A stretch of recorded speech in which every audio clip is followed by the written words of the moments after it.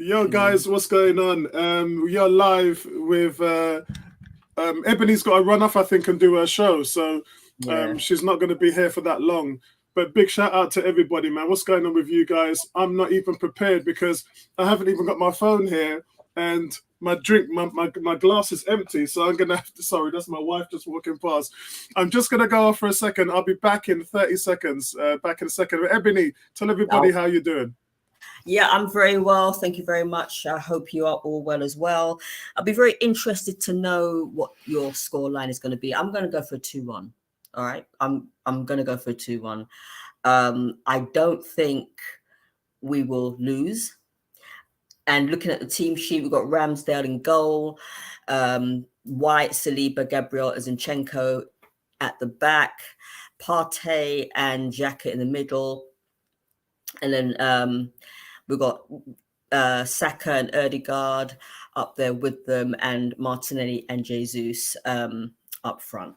So what is that presentation jacket all about? Which presentation jacket? Facebook user. What is that presentation jacket all about? Not quite sure what you're speaking about, Facebook user. And I'm not on Facebook at the moment, so unless you're talking about something that you've seen on TV, but I've got to go shortly. But yeah, so what do you think of the team sheet, the starting lineup, folks? Do you agree with it? Is there anybody there that you don't think should be starting, or is this a perfect startup? I thought Tierney did quite well against Zurich this week, so hopefully he'll come on.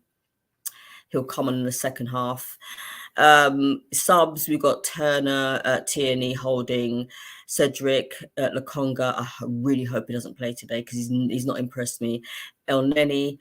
Hi, 808. My prediction is 2-1. Yes, Gary. Yeah, 2-1, 18. 2-1 to us. I think it will be, I don't know, actually. I mean, I think I can see it being very tense because Aubameyang is now playing for the other side, and he has said some stuff. He has come up with a few words during the week about Arteta not being able to handle big players. But maybe Arteta got rid of him because he doesn't like an ego or a bad ego. I don't know. I wasn't there. I'm not a fly on the wall or anything like that. So, the only person that could actually say anything better than me is Mr. Apollo. All right. I know nothing. Okay. So and the proof is in the pudding, because what has he done? I mean, look where he is now. He's a reject cast off at Chelsea, and Arsenal are top of the league. So tells you pretty much all you need to know about the situation. And I think it'll be poetic justice today if we actually win. It will be such a poetic justice if we win today. So, but yeah, we'll be all right. We'll be all right. We'll be fine. We'll be fine. Yeah, they're just doing a minute silence at the moment at Stamford Bridge. Ebony, have you talked them through the team sheet, yeah? Yeah. I've asked everybody what they think. Is it the right lineup? Is there anybody that they think shouldn't be there? Also, does Tierney need to be given another, a chance, because he did quite well scoring that goal against Zurich in the week. So, but I'm happy with it. I'm happy with it. Yeah, I take it. What's his name? The Japanese guy. What's his name? Tomiyasu. Yeah, I take it he's injured. Yeah, he pulled a hamstring in midweek, so he's going to be out for a bit, which is going to be, it's not going to be great. But like I said in the preview last night with Dave, that's the one position that we're really strong in. We've got 3 players at left back, so Tierney, Zinchenko, Tomiyasu. Yeah, we're actually strong there. Saka can even play there, so we've got 4 players we can play there. So we're fine. We're in good stead. Say hello to the guys. Say hello to the guys. Mark T, what's going on, Mark? I hope everything is going well, mate. I am looking at trying to purchase your book, so I'm trying to find out where I can get that from. So please let me know where that your book is purchasable. And he says, "What is that presentation jacket all about?" Did I miss that? Because I've just tuned into the stream. So I might have missed that. But they were playing a remembrance for 1 minute silence. Let's actually see what they were doing. Yeah, it was a silence of remembrance for what was it for? It was in memory. It was for in memory of those who were fallen. While the Chelsea pensioners are still on the field about to Arsenal. So yeah, so the game's about to get underway. 18 says, "Hey Ebony, what's your prediction? Loving Shinchenko being back." 2-1. I think Ebony said 2-1, the same as me. Although on the prediction last night, I did say 1-1, so it could go either ways. I would love it to be 2-1 to Arsenal, but I think it's probably going to be 1-1. Gary, big shout out to you. What's going on, Gary? And Gary says, Ebony in the house. Yeah, boy. What's up, Gary? G's saying, asking Mark about the presentation. Mark saying, that's what they call the jacket they wear in the teams are presented. Oh, okay. Yeah, that's strange. I think I might have just slightly missed that one, Mark. Gary saying Arteta was right to let him go. Disruptive influence on Arsenal have flourished without him 100%. What's going on, Daniel, man? Hope everything's good with you guys. The game's actually kicked off. Right, I'm gonna go because I've got to go get ready. So I shall see you if you're still on at 4 o'clock. Yeah, I'll probably still be on doing player ratings. All right, see you soon, guys. All right, see you later. Take care, man. Right, so let's get into this, guys. Let's get stuck in. Do I have to change? I think so. Right, yeah. So we're well underway, guys. Thomas Partey is about to take a throw in. Remember, I am watching this via my BT Sports link, so you guys might just be 10 seconds or so ahead of me. Thomas Partey with the throw in goes into the box, and it just goes out. A little flick on there by Gabriel. And it's gone out for a Chelsea goal kick. What's going on, everybody in Arsenal land? What's going on? Big shout out to everybody in Twitter. Big shout out to everyone on Facebook and YouTube Massive. You're all there in effect. Hit that like button. Stream starting to pick up now. We've got 52 people watching on Twitter. We've got 15 people watching on Facebook. And there's 14 people watching on Facebook. And yeah, so 16 people now watching on YouTube. So what's going on, everybody, man? Big game today, guys. There's a lot going on. We were all tearing our heads out last night when that penalty was given to Man City in the 91st minute. Very frustrating for us because that's just not a game that they should have won. That's not a game City should have won. But, you know, what can we say, man? Here we are. Let me just bring Tony in and just flip it like that. Here we go. Let me flip Tony in again. Tony, what's going on, man? Hey, how you doing, Apollo? I'm good. Yourself? No, yeah, I'm doing okay, mate. I did have the team sheet up. Do you want me to get it up for you again so you can see? No, I'm familiar. Yeah, it's pretty self-explanatory. Yeah. With Arsenal, I'm now on 2 minutes and 20 seconds watching on my BT Sport app. You're probably about the same as me, but you've got a big old television which you can see everything, and you're wearing the glasses, so I'm at a complete disadvantage here. You know what's funny? I'm watching it on my mobile, and I'm saying, "Yeah, this player's done that," and Tony's like, "No, Apollo, that's not that player. It's the other player." Arsenal now just cutting through them in the midfield. The ball's gone out wide to Saka. Saka's on the right. He's taken. That's got to be a foul. Yeah, that's a foul. Referee gives it. Oh, my word. The referee actually gave a shove. He actually gave a foul for a shove, which is good news for Jesus, considering it happens to him all the time. And at Southampton, we saw Jesus just completely robbed. Shall I get the banner up? Let me get the banner up.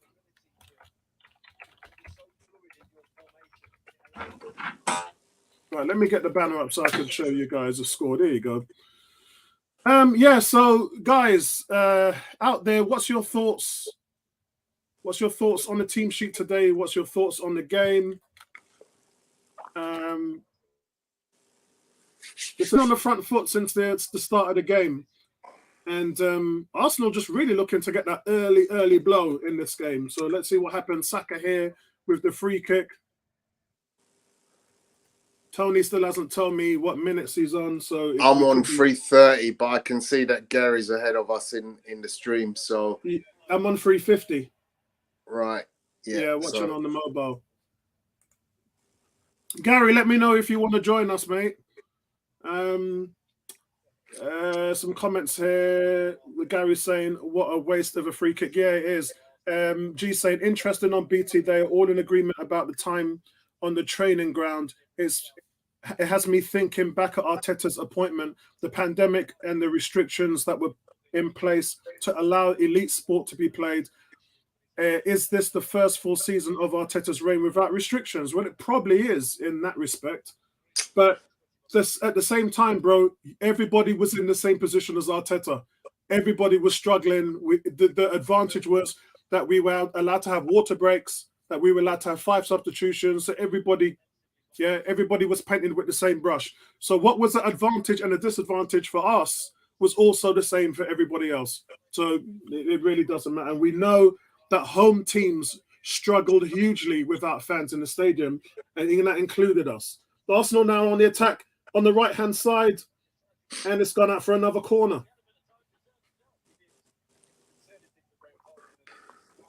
Oh, nuts. Make sure I got the fluid here.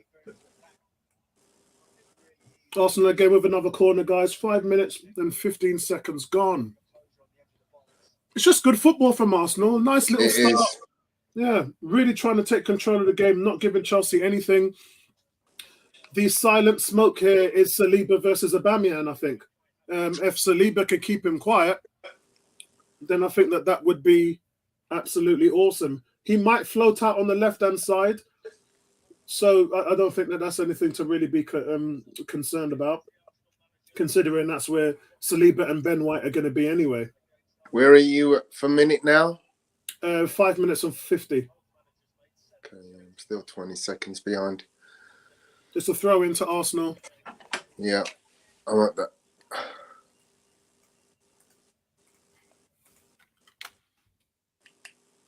I know that Tom Aston is in the stadium, so he's at the away game. Throwing for Arsenal.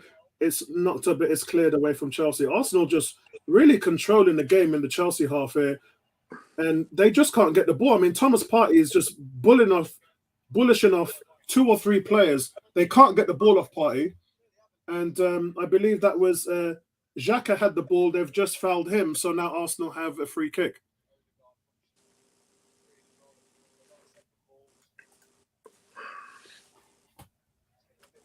Everybody hit that like button outside there. Big up everybody, Twitter. Big up Facebook. Big up YouTube. Free kick to Arsenal. Odegaard now pulling the strings. The ball's about to hopefully get a good delivery. Wouldn't it be great here if we scored on a set piece? What minute are you on now? I'm on. Hold on, the cross has come in. It's wasted. I'm on 7 minutes and 5 seconds. Okay, now I'm 2 seconds behind you. Good. Oh, so we're matched then. G saying, have to trust Mikel on this. El Nene started after a longer out. The medical team seems to sure know what they're doing these days. Yeah, I mean, look at Zinchenko. He hasn't been rushed back. He could have been. He has not been rushed back. So we just seem to have that little bit of depth now. As I said, in Europe, we're making about 7 to 8 changes per week. So we are freshening it up. There's no 2 ways about that. The only player I'd say who's been overplayed is Xhaka, who seems to be bulletproof in that regard. Cam says that BT guy is talking as if Uber is playing like Haaland. Oh, Lord. So Chelsea here trying to play the ball out of the back. Arsenal are all over them. Mendy is forced to go long. And it's a good Chelsea pass out from... Yeah. Okay, so that was a good attack from Arsenal there, coming from Havertz on the right-hand side with a route 1 ball from Mendy. Here you can see Mendy goes long. Havertz is in all kinds of space here on the right-hand side, plays the overlap. He slips it into Havertz. He crosses the ball in the middle, but there's nobody there.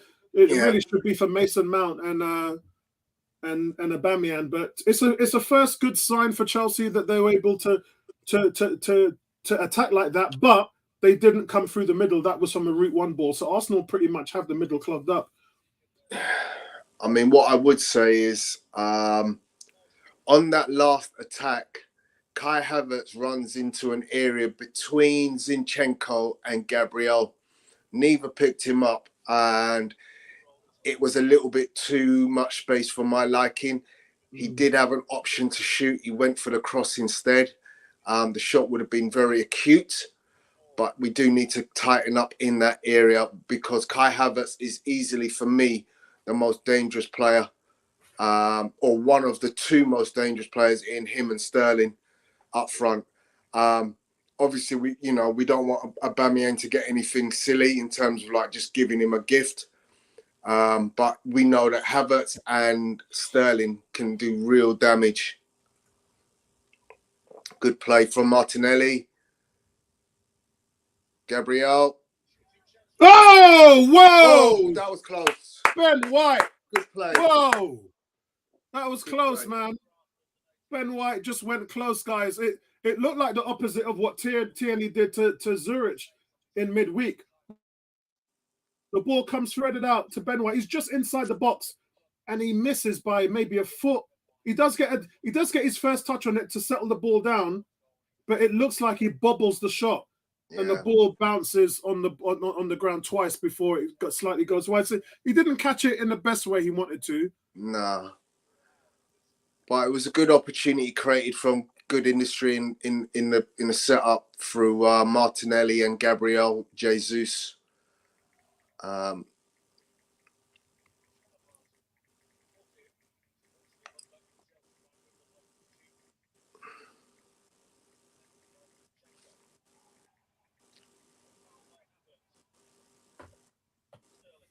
Yeah, man.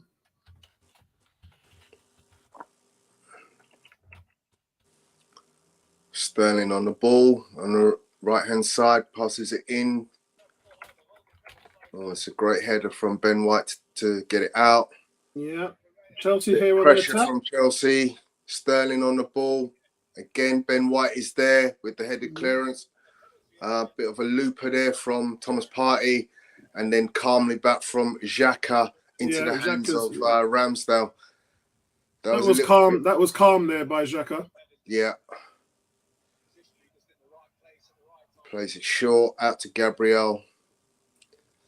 Into Zinchenko. Switch of play to Saliba.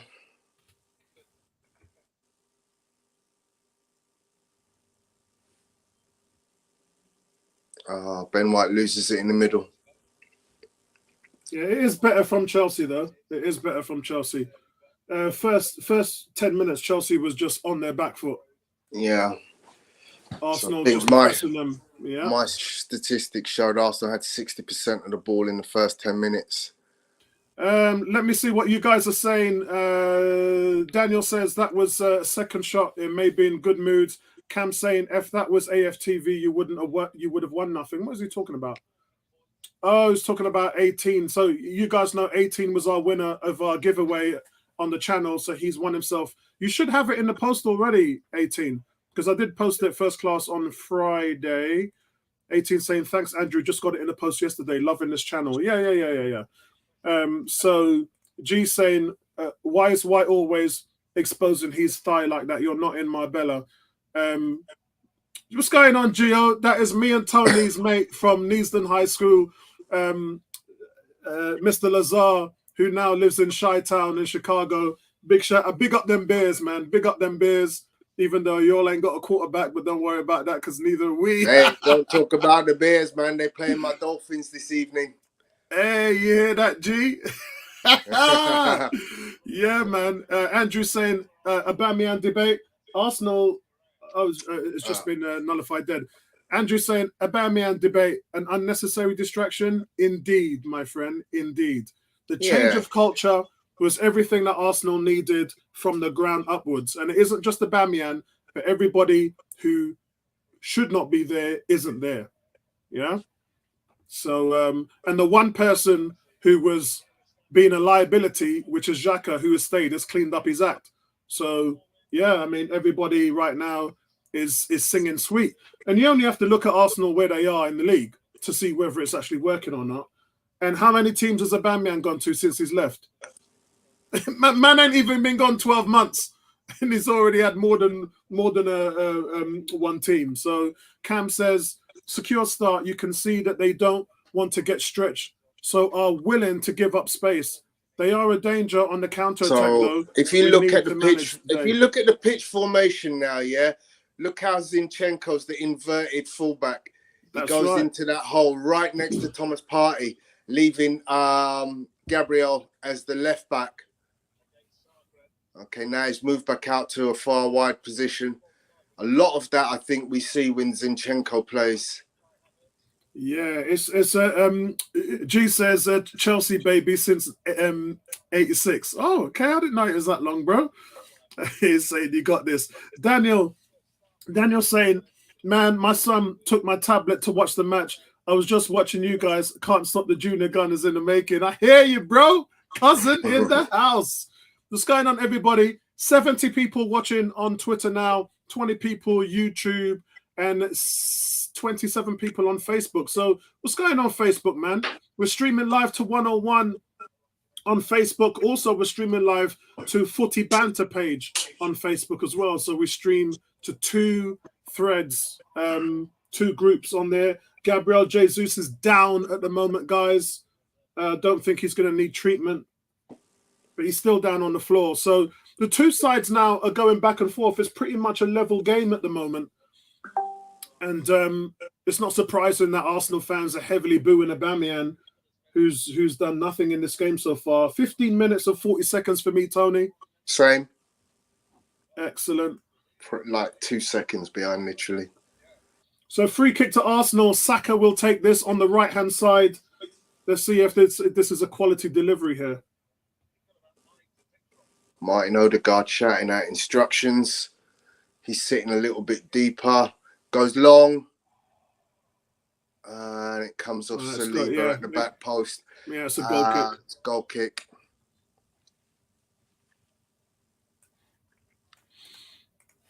Yeah, it's a good job. Boy. Yeah. It is such an important game today. And you know what? I moan about lunchtime games, but I would have probably preferred it to be 12 o'clock so that I can finish at 2 and get on with my Sunday. Today on the menu, I've got the NFL, watching the Skins play, and I've got to watch the first 2 episodes of DC Titans, which came out a couple of days ago. I'm probably going to review that up on my channel, so you guys will be able to see that. Last night I did go to the cinema on Friday to see the One Piece movie Red, which I thought was fantastic. Arsenal on the attack again, right hand side. Ben White coming up with the ball. He switches play to the left. Martinelli on the ball, edge of the box. Shot. Yeah, it's gone over the bar. Just over. Yeah, it's just gone over the bar. What's going on? So Mark T in the house, Andrew in the house. Andrew says, quick thoughts on the match later against Tottenham and Liverpool. I want Liverpool to just bun Tottenham there. I just want them to bun them. Cam saying teams moving the ball really well. Great start from Partey and Odegaard. And my other cousins in the house now. Michelle, what's going on, Michelle? Afternoon to you. Hope everything is well. Wow. Love pressure to everybody. From Arsenal's press. Leeds Mendy to kick the ball out of play. Arsenal get the throw in on the left. Zinchenko will take. G saying we just dialed the clock back. So yeah, America's clocks just went back. So it's 6 a.m. in America. What did Zinchenko just do? I don't know. He just done some madness. The ball. It was. So if it's 6 a.m. in America, that means that we're probably not going to see Bertram Spence for a bit. Andrew's saying DC Titans, which channel, Apollo? Yeah, I'm on Merc 32 on that one, bro. So I just watch it on Merc and via DOS. Daniel saying, what just happened with that throw-in? I know we were just talking about that. Yeah. Michelle saying, Zeniben Jesus are 1 yellow away from suspension. Yeah. That's really frustrating. I'm not so much worried about the Jesus. If he gets a suspension, it'd be a 1-game suspension, though, right? Yeah, that's correct. Yeah. So it wouldn't really be the worst thing in the world because our next game is not the kind of game that you go, I have to have him. Yeah. I'm not saying I want him to get it, but if he was going to get it, missing, what is the next game? Brighton? Yeah. Maybe I don't want him to miss Brighton.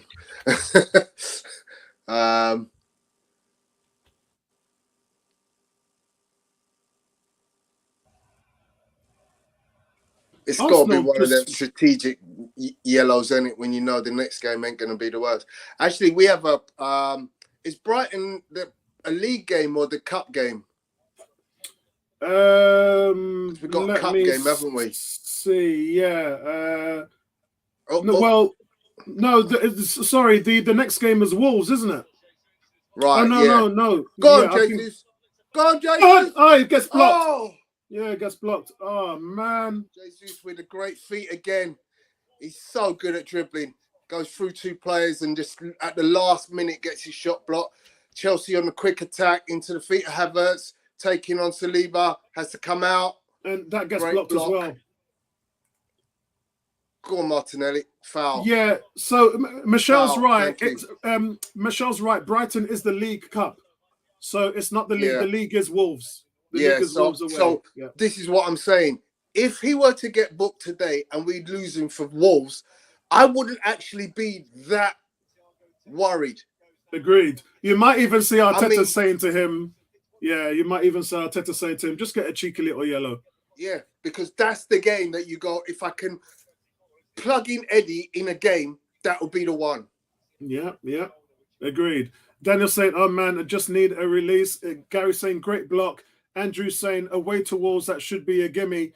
Yeah, I mean, as long as they don't get their Jimenez and Neto back, then yeah, they have been struggling to score goals, but they scored 3 the other day, which really surprised me because they ain't been able to hit the back of the net with a banjo these days. So, and then it's World Cup, guys, and we will be doing World Cup games for you guys. I don't know which ones. Of course, you guys are going to pull my arm to do the England games, so I'll probably do some of the England games. Good intercept there from Thomas Partey and distribution. Saka on the right. Oh, mix up between himself and Ben White. Genuine mistake. Daniel saying, who have we got on the 26th? We've got West Ham at home.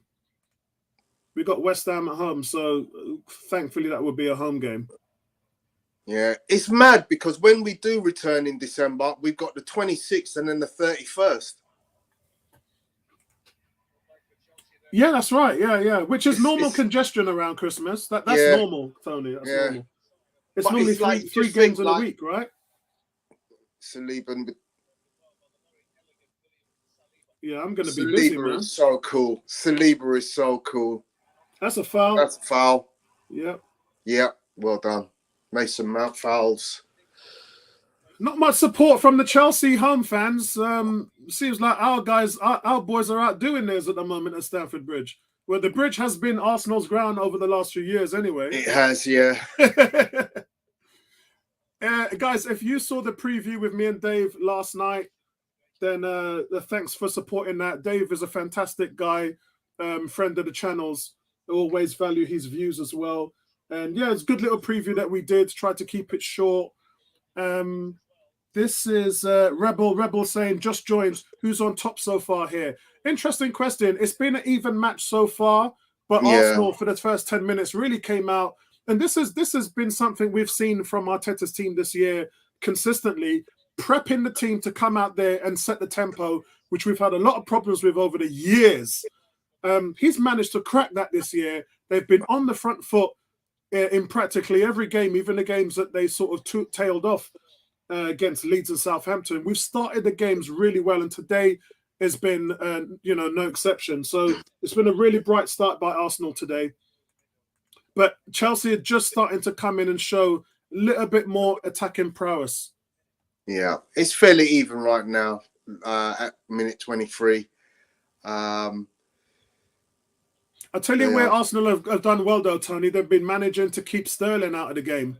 Yeah, he's playing a lot deeper than which I'm glad to, because if the further up the pitch he plays, the more damage he can cause.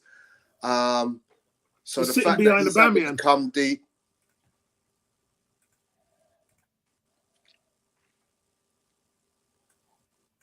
Don't let Thiago run like that.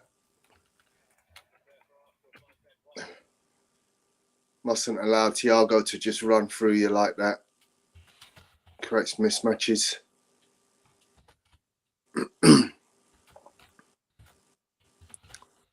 Chelsea have a throw on the left-hand side.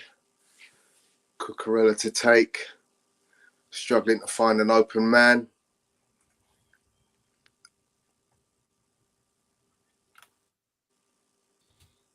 Arsenal now just trying to work Arsenal the ball. in possession. That's a foul. That's another foul. Yeah. How many He said he's got the he's ball. Not giving it. He said Cucurella got the ball. That's ridiculous. Yeah. He does get the ball, but you can't go through the man. And now it's going to be a free kick to Chelsea. See, you can't go through a man to get the ball, and that's what he does. Yeah. G says Martinelli is a ridiculous weapon. When this guy hits his prime, frightening really. They need to tie him down to a contract. Yeah. So I said to Tony, I said we got to get this should be the most important thing we do with our money in the new year. Get them 3 guys on the contract. Daniel says Chelsea fans watching good football. They just sound neutral. G's saying, say hi to the guys at the base, 10 of us watching. Big shout out to everyone in the US base there in Ohio. Big Cleveland Browns, massive. I'm sure everyone in the dog pound there is up for the game today. So big shout out to all of you guys in the US. Cam saying, our front line operates like Mane, Firmino, Salah. Front line to a degree. Saka has slightly a different role to Salah, but the difference is Mane and Salah were at their peak, and they ain't got Mane right now. So there you go. There you go. Big shout out to everybody. YouTube, 20 viewers, 80 people watching on Twitter, 40 people now watching on Facebook. I don't know what that split is on Facebook, whether it's from 101 or Footy Channel, but we still give love to each and every one of you. As on this Sunday, we are trying to cheer on our team to get Chelsea over the bar. And look, as I said, we've had a few records at Stamford Bridge. The pre-season game in America, when people was like, it's only pre-season. No, it wasn't. It showed you everything you needed to know about where this team is as far as... Gone! Oh, that was close. Nearly pressured Mendy into giving it away. Yeah, that was close. Let's see what's going on here. Arsenal playing out the back now. Nice pass from Saliba. Yeah, to Ben White. Yep. Oh, it's a late one from Aubameyang. You've got to get booked for that. Yellow. Yeah, it's got to be a yellow. Yeah. Aubameyang looking now to get a red card and pay us back for the sins of the father, passed down from the sins to the son. So it's a red card here on course for Aubameyang. We shall see. Gary saying a spell of Chelsea pressure from Arsenal stand firm. Daniel saying we've had 102 passes to Chelsea's 66. Yeah, we are. This seems like a home game to me. Gary just confirming that there's a yellow card. Look at Arteta going nuts to the 4th official. Yeah. Whoa. Arteta's just saying to the official, just send Aubameyang off now. Just send him off now. Send him off now. Arteta was livid at Aubameyang. He jumped right into the air after that foul. Let's go, Arsenal. And as you know, okay, let me spell the pronunciation here. Yeah. Arteta would have said that word to, I don't want to say it because I'll be demonetized. Arteta came out and said that word to the official, and he wasn't having it at all. Chelsea on the attack now. Arsenal win it back. Well done, Saliba. And the passing for Arsenal is so football. crisp and sharp. Yeah. Give Arsenal it to on the left-hand side now, the ball coming in to Martinelli. Jesus! You should have scored! You should have scored! Oh my God! Come on, man. Let's have a look at replay. But it was a great opportunity. I'm looking at the run on the back line. He's got a fault. No, he's level. The ball comes in there. He's still behind. Oh, come on! Yeah, it's a great chance, mate. It's a chance. He's got to get that on target. Gary's saying Jesus just missed a sitter. Andrew, I imagine the cameras will focus on Arteta and Aubameyang at the end of the game. Yep, sure enough. Everybody hit that like button, man. Hit that like button. How many likes have we got? How can we have all you people watching and only 4 likes? Come on, guys. Come on, like this stream. Shout out to your boy Pro Lover. What's going on? Pro Lover in the house down there in Carolina. So we got Chi Town up top, 6 a.m. times. We've got Pro Lover down in the south, probably 6 a.m. down at your time as well, or it might be 7 a.m. He's saying I'm up, so Bertram should be. Bertram's living that Manhattan life, you know. Yeah, Bertram's up, man. Bertram ain't missing this for the world. I should Bertram message don't him on miss big WhatsApp. games. I should He message don't him miss on big WhatsApp. games.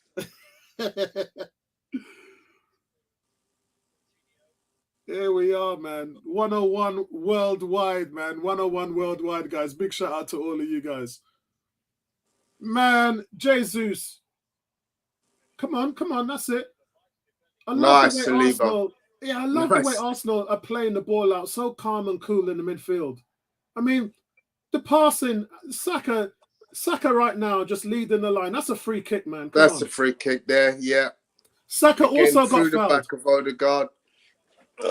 So Saka and Odegaard both got fouled there. Chelsea being a little bit more physical. Some people may say that Chelsea are just frustrated because they can't get the ball off us. You can see Thiago fouls Odegaard there, but Saka gets fouled by Havertz. So it's almost like a double foul. The possession play from Arsenal in the midfield. Oh, Xhaka just gave the ball away there. No, that was Zinchenko. Ben White just playing fantastic at the moment, man. Oh, Jesus trying to nug. And then Jesus gets the foul. That's not a foul. That's a shoulder. He just fell over. Jorginho. Right, hold on a second. Be back in 30 seconds, Tony. No problem. So Chelsea have the ball as free kick in their own half following that foul by Jesus on Jorginho, taken by Thiago towards Mason Mount. Mason Mount versus Saliba. Gets around him, but Saliba gets back at him with enough to tackle and concedes the corner. It was actually Havertz that was running against Saliba. But as I said, Saliba gets the tackling and the corner is given to Chelsea. This is their first corner of the game. One corner apiece so far in this game. 31st minute. Very tight game. Anthony Roberts says, must stop playing around with this game and be intentional with quick football. No foul in the box as the ball comes in. Thiago's header goes wide. Yeah, the boys did enough there in Thomas Partey. Just didn't give him a clear header. They can't live with our pace, and we are playing with ourselves. Afternoon family from Anthony. So hope you're well, Anthony. Foul again. There's a lot of fouls going on here. Chelsea, that's what I said. Chelsea can't get the ball off us, so they're trying to play a little bit of dirty tactics now. We've got Abby in the house. She says, who else thinks that Jesus is not likely to score anytime soon? I think this game is tailor-made for him to score. When he came off after an hour on Thursday against Zurich, I said, just save it for Chelsea. Save all them goals up for Chelsea. So if he gets a couple today, that would be nice. But today is the well done, Saliba. Saliba read that. Saliba read that. Yeah, he wasn't able to win the ball, but what he was able to do was exert enough pressure, because otherwise Havertz gets enough time to stop and pick his spot. And Andy's going crazy about VAR. And Andy just wants us to lose.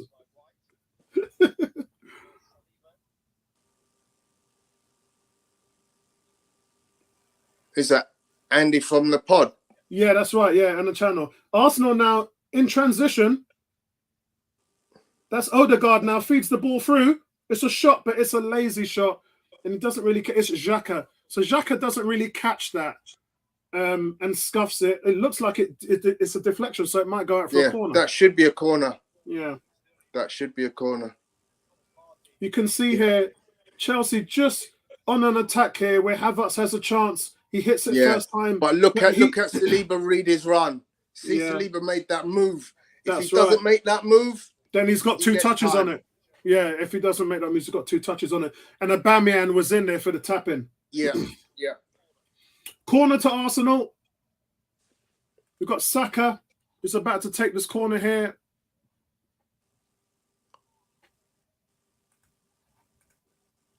Big shout out to everybody, man. You know 101 loves you like that. So respect to everybody, man. Respect to everybody in the chat. Everyone's struggling with the pitch. I don't understand that one, Gary. Flat out to Odegaard. Saka crosses it, but yeah, it goes out for a goal kick. Still in play. Is it? Yeah. No, it's out, mate. Yeah, it's out. It's out. Right. I must have lost a couple of seconds on you because it was the first cross didn't go out, and then he gets back, he gets it again. His second cross is then overhit. I'm 35 minutes and 25 seconds. Okay, so I think I've lost about 3 seconds on you because I'm 35, 22, 23, 24. Vince is saying, is this the slowest we've started this season? I think no, because we dominated the first 10 minutes and we've been in the game. No, we started really fast, but Chelsea have grown into the game, which you expect them to do. You know, they're a quality outfit. They've got great players, good technical ability. Yeah, I think we started. Daniel said, Vincey, that we had 104 touches to Chelsea's 66. So we've nearly had double the amount of touches as Chelsea. So by all accounts, statistically, we're dominating the game. And it just goes to show why Chelsea are starting to foul us, because they can't see the ball. They've had none of the ball. So that's the reason why they're starting to foul Arsenal, getting frustrated. So far, though, guys, Chelsea 3 shots, Arsenal 6 shots. Arsenal have not had a shot on target, though. Chelsea's had 1 shot on target. Chelsea's had 9 fouls against Arsenal. Oh, come on. Got to do better there, Zinchenko. That was a good opportunity to get Martinelli free because there was a lot of space between the back 4 and the keeper. Yeah. And I just feel that in those situations, if you get sublime from Partey. Sublime. I tell you what, though, guys, Arsenal just dominating the midfield. I mean, we've talked about Odegaard, Xhaka, and Partey in the middle of the park. And Arsenal are just dominating the midfield. They really are. They're just dominating. And you've got Zinchenko coming in to support that. So you already got them 3 guys. And then Zinchenko comes in to support. So listen, guys, man. Andrew says, when do Arsenal play Newcastle? Arsenal plays Newcastle in the new year, which is, I think it's the 3rd of January. So that's when we all come back to work. So that's going to be a big test. It will be, but it's at home at the Emirates. So you'd expect Arsenal to do really well there. Nice. Go on. The bigger test there would have been if it was away from home. But yeah, it's still going to be a big test.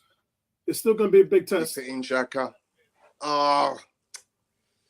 Chelsea trying to clear. And Arsenal win it back. Come on. Arsenal just lacking that last pass. The last pass. Come on. Oh.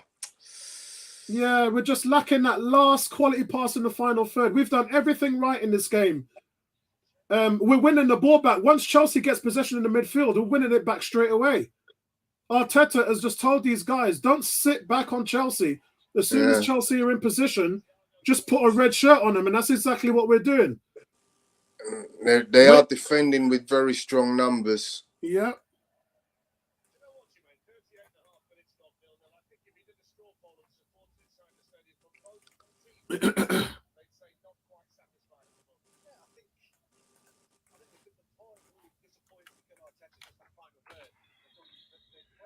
Oh.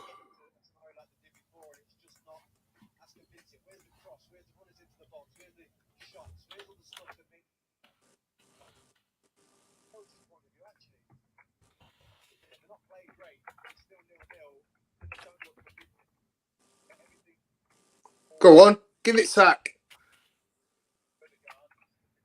Oh. Yeah, I tell you what, it's suffocating Chelsea. Come We're on. almost looking like Man City here. Balls in Mendy's hands. Guys, just analysing Arsenal's play. They're suffocating Chelsea. Every time Chelsea trying to come into the midfield, Arsenal just taking the ball off them and overloading them in numbers and then just pressing them back into the penalty area. It's like watching Man City. Now, there are very different parallels here, but Chelsea are just being suffocated. They really are. You know, I'm an Arsenal fan, so I can't see the parallels in many ways, but it does look like, taking your rosy tinted specs off, it does look very Manchester City-esque. We're seeing so much of the ball right now. Cam's saying we're like Barcelona in their prime. Vince is saying this is the pace of the game I'm talking about. This is a London derby at times. It looks nothing like it. Yeah, it doesn't look like a London derby. I have to disagree strongly with Cam. I mean, Barcelona in their prime with Xavi and Iniesta. Nice tidying from Saliba.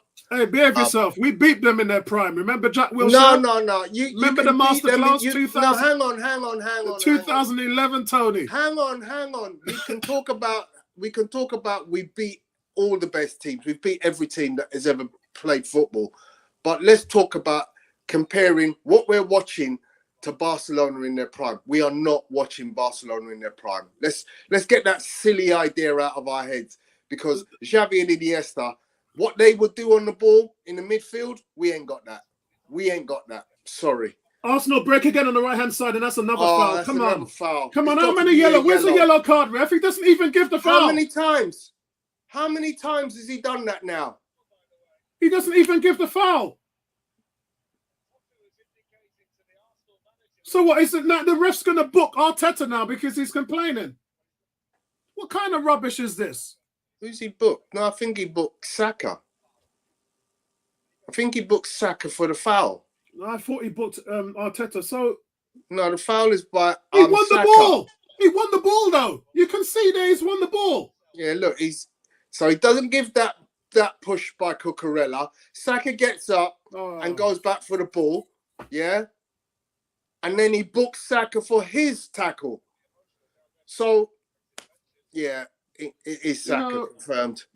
And people, when they play this shit back on Twitter, you can see the clear bias. Nice, Saliba. Yeah, Saliba's just won a goal kick. Yeah.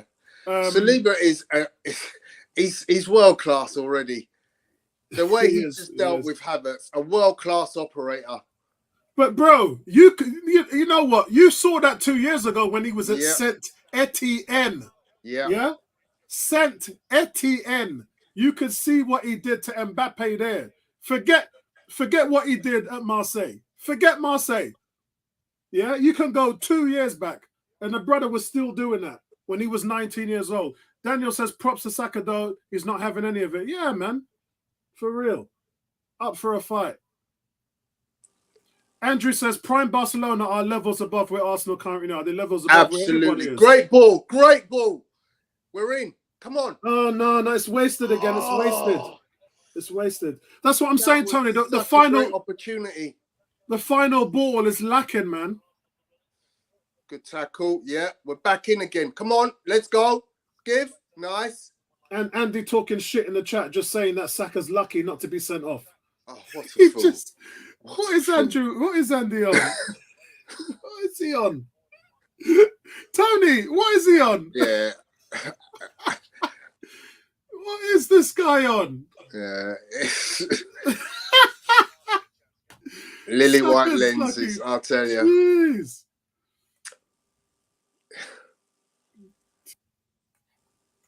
It's Michael Oliver, guys, I'm afraid. And you know Michael Oliver, he don't like anything Arsenal. Arsenal Chelsea just really controlling this physical. game, man. Yeah, they are controlling it. But Chelsea, when they do get the ball, eventually, they're using it quite well. So we've just got to be very careful. And obviously, they carry a great deal of threat with their front three. Switch ball from Ben White, not long enough. See, I think you know, you've got to be precise with that kind of ball. You have. Arsenal still though in possession. Cam says Oliver doing his best to protest the Chelsea players from the book, especially Kutch. Andrew says prime Barcelona did not waste opportunity to score when dominating the game. Agreed. Yeah. G says Zinchenko completely off. Apollo WTF. Well, he's been out, mate, for a month. Yeah. This is his first game for a month, G. So settle down a little bit, man. Settle it down a little bit. This is his first football in a month. You know, look, he's not playing a terrible game, but what he's offering you is something different to what Tierney offers.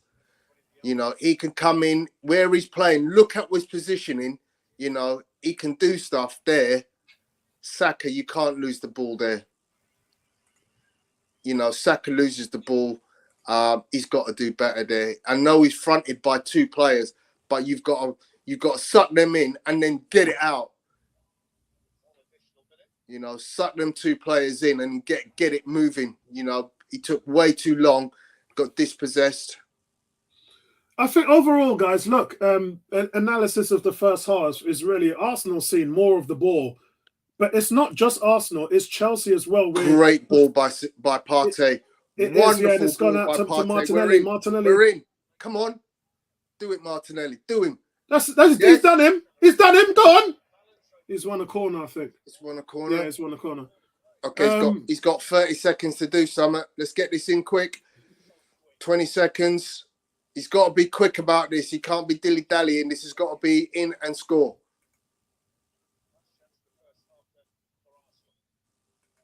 Yeah, I think this is the last kick of the game here, guys.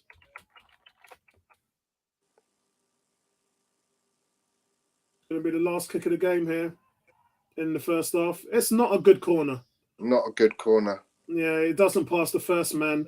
The second comes in, and that's it. It's half time. Right. Really good game. We've got to be honest. Really, really good game. Bobby Borman says front three need to wake up. Yeah, and this is my analysis of the whole game, really.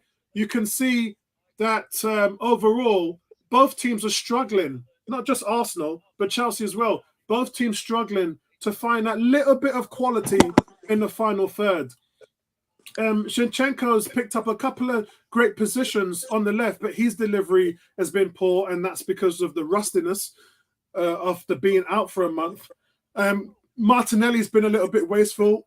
I wouldn't say Saka has been. I think Saka's been probably one of the top. No, he's also been guilty. He's been guilty. He's lost possession in a couple of attacking moves. He has. Ben White supported him in the best way. Partey in the middle has just been fantastic. You know what it is with Partey? Can I just stop there? Because, you know, I might be overdoing it, but he does things in a game where you just, like, to me, it's like an orgasm. He's passing. His shoulder drops and then leaving two players for dead and then moving the ball through the channels. Unlike anybody else in this entire league, just gives me kittens because he's so good at it. Yeah. Let's move on. You know, he is just levels. And that's what I'm saying. When I pose a challenge to everybody, every Arsenal fan, every football fan, name me, apart from the two Manchester City players, name me a better central midfielder, defensive midfielder than Thomas Partey. Yeah, It is what it is. Bertram, can you get on the stream, please? We were having this little joke. We got people who woke up 6 a.m. in Chi-Town. Yeah, we got people who woke up at 6 a.m. down south, Pro Lover. So we got G and Pro Lover. Yeah, we've got 10 people in Ohio on the American base watching from 6 a.m. How come it take you so long to get up? I know you've been watching the game. So yeah, talk to me, man, Bertram. Talk to me. Andrew's saying, Tony, top players take risks, and that is Thomas Partey. Yeah. I mean,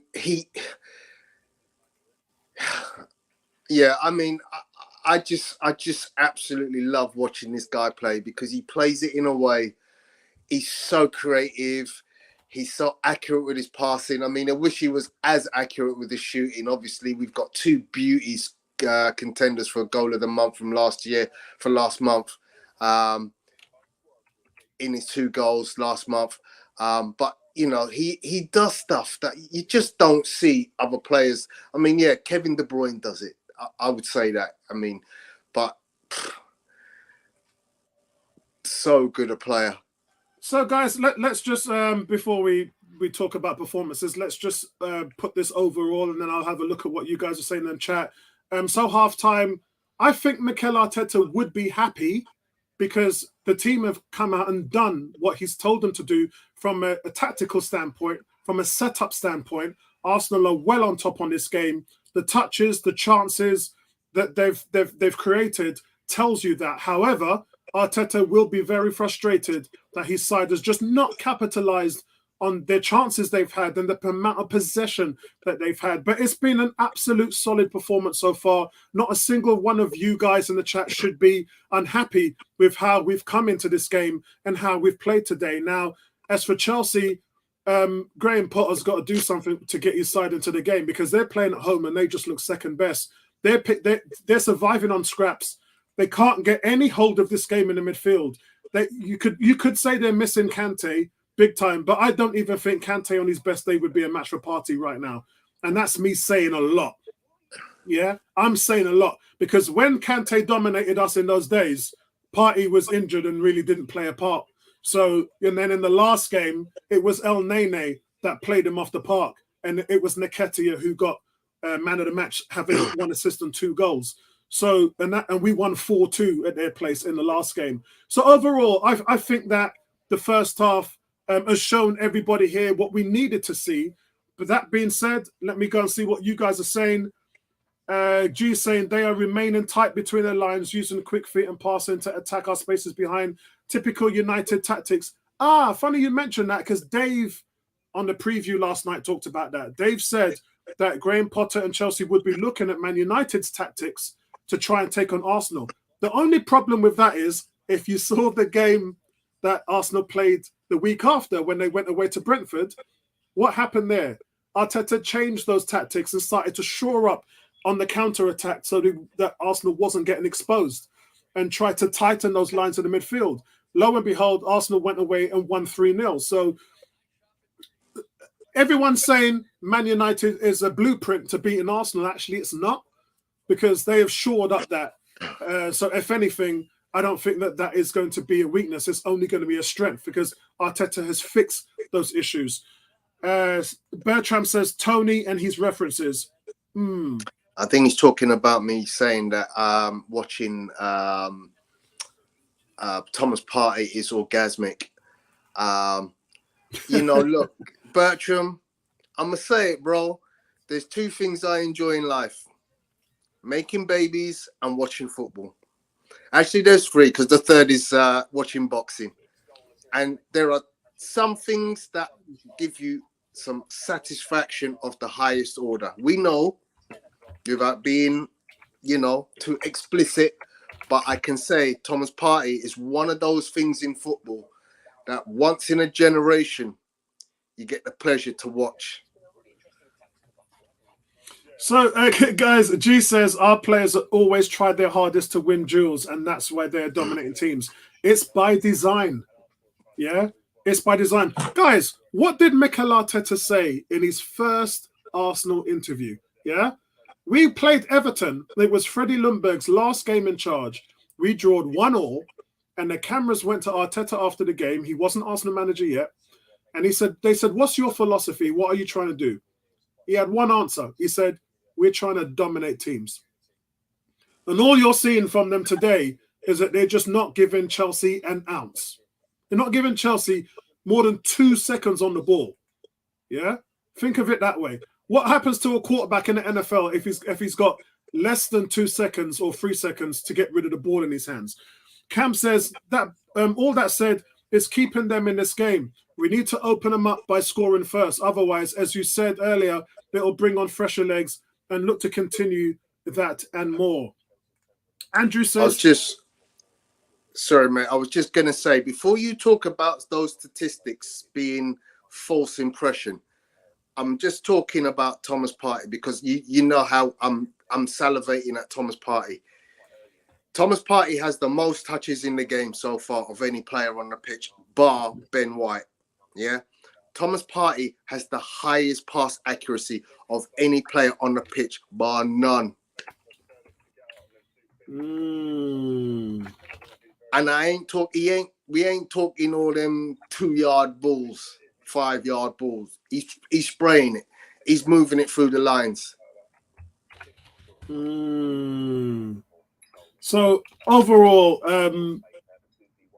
I think both teams have been really sloppy in the final third. The last pass has not been there, but it's a very, very entertaining game. Andrew says statistics can provide a false impression. It can, but they can also provide other meaning things like what teams are actually doing in the game and the authority that they're imposing in the game. Possession, touches, things like that, how many shots you're having. Those can actually tell us what you're actually doing and who's on top. So it swings both ways, Andrew. I mean, I look at a statistic like pass accuracy. Well, your pass either got to the player or it didn't get to the player. If your pass got to the player and you continue to get your passes to the player, then you're an asset to the team. If your passes continually don't meet the other player, it means you've either been very, very unfortunate with your adventurous passing, yeah? Because if you're making adventurous passing and they're just missing by the odd inch here or there, then I can accept that. But then there are some players where you look and you go, well, you ain't making them kind of passes. And if your pass accuracy is bad, then I've got to ask the question, well, why is that? Generally as a standard, most of Arsenal's players average between 85 and 95% in most games, because that's the statistics I map every game. I'm kind of constantly looking who's doing well. Looking today, our lowest average is 75% Granit Xhaka, 29 touches, but everybody else is in the 80 plus. And then of course, as I said, we've got Thomas Partey at 93.8. And our passing accuracy as a whole is 86.4. Chelsea's seasonal average has been 83%, and today they're at 75%. So Arsenal are just playing them off the park. Addy says, why all possession with nothing to show for it? Not even a shot on target. This can not happen to Man City. They are competing with. Jesus really has to leave. He is now behaving like Uber in an Arsenal shirt. No, I wouldn't say that, because he's got 5 assists. He's got 6 assists, actually, and 5 goals. So he's doing a lot more. This is the thing, Addy. When Jesus isn't scoring, he's adding to the team. When Aubameyang's not scoring, he's not adding to the team. So that's the analytics there. Also, it's not just Jesus. A lot of people are being wasteful with the ball. It's a team effort. That being said, we are on top of the game. If anybody's looking most likely to score in this match, it's Arsenal. G saying they'll bring on Kovac and some more legs for their midfield for the second half. Apply the same strategy and look to take the lead and manage us that way. We need to score first to win this game. I feel so he's talking to the other guys. Cam says a title-winning side would translate their dominance on the score sheet. Having trouble against really poor Chelsea. Guys, you're playing away from home against a Champions League top 4 side. What on earth do you guys expect? The formula for a title-winning side has always been to win your games at home and get points away from home. So if that means you go to Chelsea today and pick up a point, then that's a good result. Yeah, so I think we're going a bit left field here. We need to get back on track. We're falling off the rails a little bit with what's going on. Chelsea guys, and if you followed the podcast I did last night in my preview, understand where we are. Chelsea have not lost a game at home in 12 matches. I'll say that again.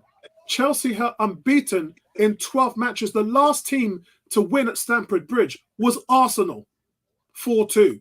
Yeah? So let's map that out before we even do anything. So this is not an easy game, guys. And we are dominating.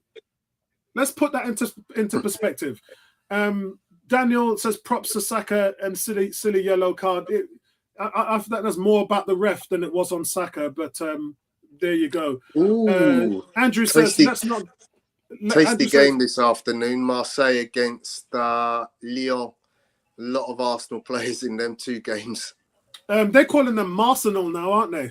They call him Marseille, Marsenal. Andrew says, let's not get into Jesus already. Scoring loads of goals is not the sole indication of a top striker, especially a player like him who can do so much. If anything, guys, my frustration is when he's played Jesus with Nketiah, he's put Nketiah wide left and Jesus through the middle, which I wouldn't do. And he knows he's not getting the best out of them doing that. Neither has produced this season. 3 games they've done that, and neither has produced. So I think it's on Arteta to switch that back out and put Eddie through the middle and put Jesus wide left. Andrew says the difference between Uber and Jesus is one can only provide on one aspect while the other complements the team. And that's what we've all agreed with. We've all agreed with... I have just seen an amazing graphic on my channel because I'm watching on a foreign channel. Their graphics are coming up with some amazing stats. First half statistics, just to show people who think that Gabriel Jesus is anything like Aubameyang. Gabriel Jesus' heat map in the first half, 27 touches in all of them in the Chelsea half, yeah, with a great pass accuracy of 86%. Aubameyang has had 4 touches on the ball. 4. Yeah? That is what makes a difference between why he was ineffective at Arsenal and Gabriel Jesus makes a completely different kettle of fish. Now, that's not to say that I don't want my striker scoring goals because I know Bertrand's about to launch in on Gabriel Jesus. I read in my man's mind and I know he's not happy that my striker isn't scoring chances when they present themselves. But outside of that, I'm very happy with his play. Bertram, how you doing, bro? How you doing, Bertram? Bertram, let me do these 2 comments and then I'll come to you. Vincey says, I'll be interested to hear the comments at the end of the game if the score remains the same. Very interested. Well, I've already given you my comments. I've just mapped out the fact that this team hasn't lost at home in 12 games, and the last team to beat them there was us. And they've been playing really, really well lately outside of what happened with Brighton, which I think was just Brighton sticking up 2 fingers to Graham Potter. It does happen, guys. This is football. We've seen it. So for me, the title-winning formula has always been to win your home games and get results, get points away from home against top teams. So if we end up with a draw today... Dangerous free kick. Arsenal... Odegaard about to play the free kick into the area. Ooh, that one goes out for a corner. You guys are ahead. That's why I can't come on the stream. You guys are ahead of me. I got to go back to my regular TV. How are we ahead of you when you got the live stream? Are you on Peacock? No, I'm on an IPTV because my TVs are not in front of I'm in my workplace. Yeah. So I'm using my big screen monitor, but it's a slower feed. Right. Okay. Well, which channel? Just let me try and help Bertram. What channel are you watching, Bertram, on IPTV? It's USA Network, which is the American channel. Okay. Try looking if you can find Arena Sports. Arena Sports 3. Okay. And you make Bertram. They've got about 6 channels. They got about 6 channels. No, what I do is I'm gonna do my iPad, which is quicker actually. I'm gonna do my iPad. Oh, it's a mistake. No, it's handball. Oh God, that was. It was easily handball. So Bertrand, what's your assessment on the first half? Good. Just by assessment. We have an excellent 11 players. Win or lose, I'm comfortable with this team. But I did look at my bench and wasn't comfortable with my bench. My starting 11, I'm very comfortable with. We play beautiful football. We have quality players. And then I look at my bench and I'm like, I got to strengthen my bench. But win, lose, or draw, my team is playing away from home against a perennial top team. We're dominating possession. Tony mentioned Aubameyang touching the ball 4 times. Frankly, Haaland doesn't touch it more than 4. He only scored like 3 or 4 when he touches it in a dominating team. that plays tiki-taka football. I don't think Chelsea is having enough possession for him to touch the ball a lot. And frankly, Chelsea have had chances, but I'm not sure what people classify chances. So if you think about Havertz going down the wing, not crossing the ball, when a Bangayang pulled off, the ball should come back to him and be a tap-in. Right? We play a very aggressive, almost suicidal type of football. And my hope is that we don't get burned. But I love my team because we play beautiful football and we play good football, which is because we want to be entertained at the same time win. And that combination is a great combination as far as I'm concerned. Come on, don't. Oh, what are you doing? Oh, who was that? It was Saliba. Saliba. He recovered. He recovered. Yeah, he recovered. Bertram, I'm 48 minutes and 30 seconds. So I am on my iPad. I'm ahead of you actually now. Oh, good. I see how you're smiling. You're grinning your teeth now. Yeah. You're ahead of me. Pro Lover saying, Bertram, you're 2 hours late, bro. Andrew saying, Bertram. I was watching my bed. I got up this morning. I told you he was, Tony. I told you he would be in his bed. Andrew saying, Bertram is at Stan's house, hence the background.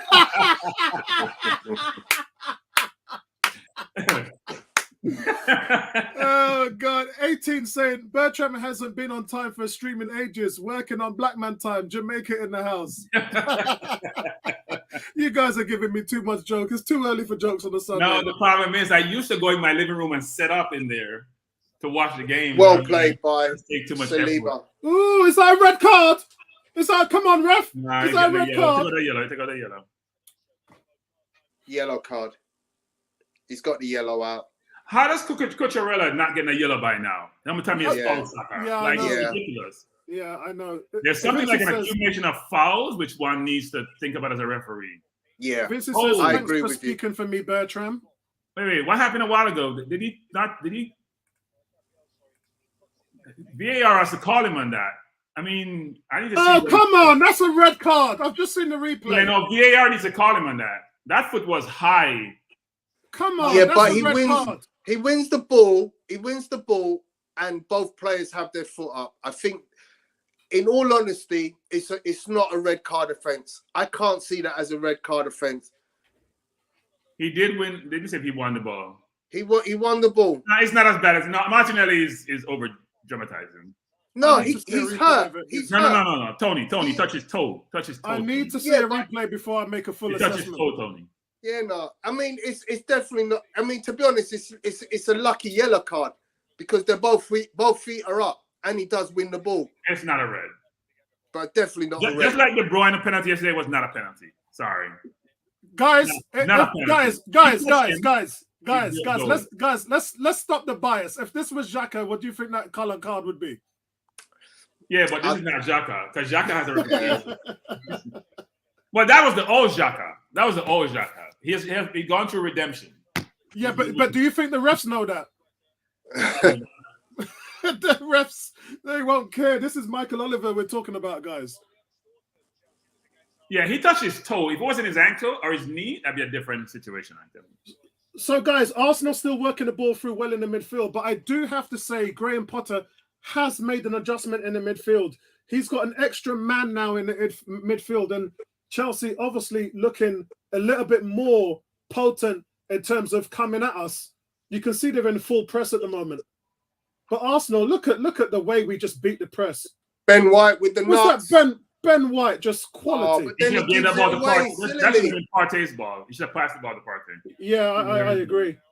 Give it to the ball handlers. Yeah. Partey's your quarterback there in the midfield. Ben White's done really well at that initial move, but then he passes it to nobody. He has to do better. You know, he's guilty of giving the ball away too easily in certain situations now, on a couple of occasions. Yeah. And he's gotten he's got the better, in terms of shots, he's got the better chances, actually. Yeah. He's had more shots than anybody else on the pitch. I don't know if I call him shots, but he had a chance to shoot to the goal. Well, he's had 2 shots compared to everybody else who's had 1. Yeah. I think Chelsea has been solid defensively, actually. Yeah. And, you know, you've got a world-class defender in Thiago Silva, supported by 2 very good defenders either side. But Tony, remember what I said in the preview last night with Dave? Arsenal have the best defensive away record. Arsenal have only let 4 goals in away from home all season. Nice. Give. Come on, Partey, demonstrate some patience. He's not going anywhere. He's left of cheese. He can't run. Don't do that. Oh, come on. Chelsea come up with a different construct. Hey, did you see Partey just beat up Loftus-Cheek there? Hey, Tony, you know I'm always showing you. Tony, look at me, Tony, look at me. You know I'm always showing you Partey with his. All he did was stand firm. Look at it. He just stands firm. Partey's a man among boys. You just step across him and win the ball. That's all you gotta do. He's a man among boys. Step across and win the ball. Don't give a foul in that area. It's a dangerous place. Yeah, it's not. You lock the ball between the keeper and the defense, and we struggle because we're going back and they're going forward. Yeah. So Chelsea with the free kick now on their right-hand side.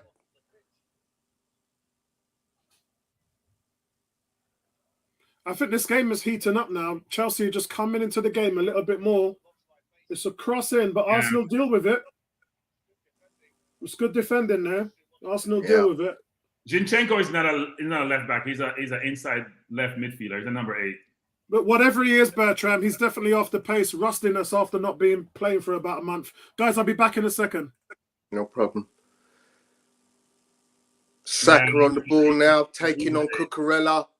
Gives it nice, good time to Odegaard. Odegaard feeds it wide.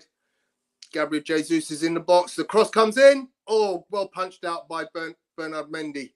That was a great punch out. It would have fallen to Bukayo Saka for a tap-in had he not done that. That was good play. Good keeping. You know the shot that Jesus took in the first half, Tony? Where it was not by Silva? One more cut and he's in. I'm watching it over and over again and realizing if he just does what he normally does, which is fake the shot and draw it, he's in and go.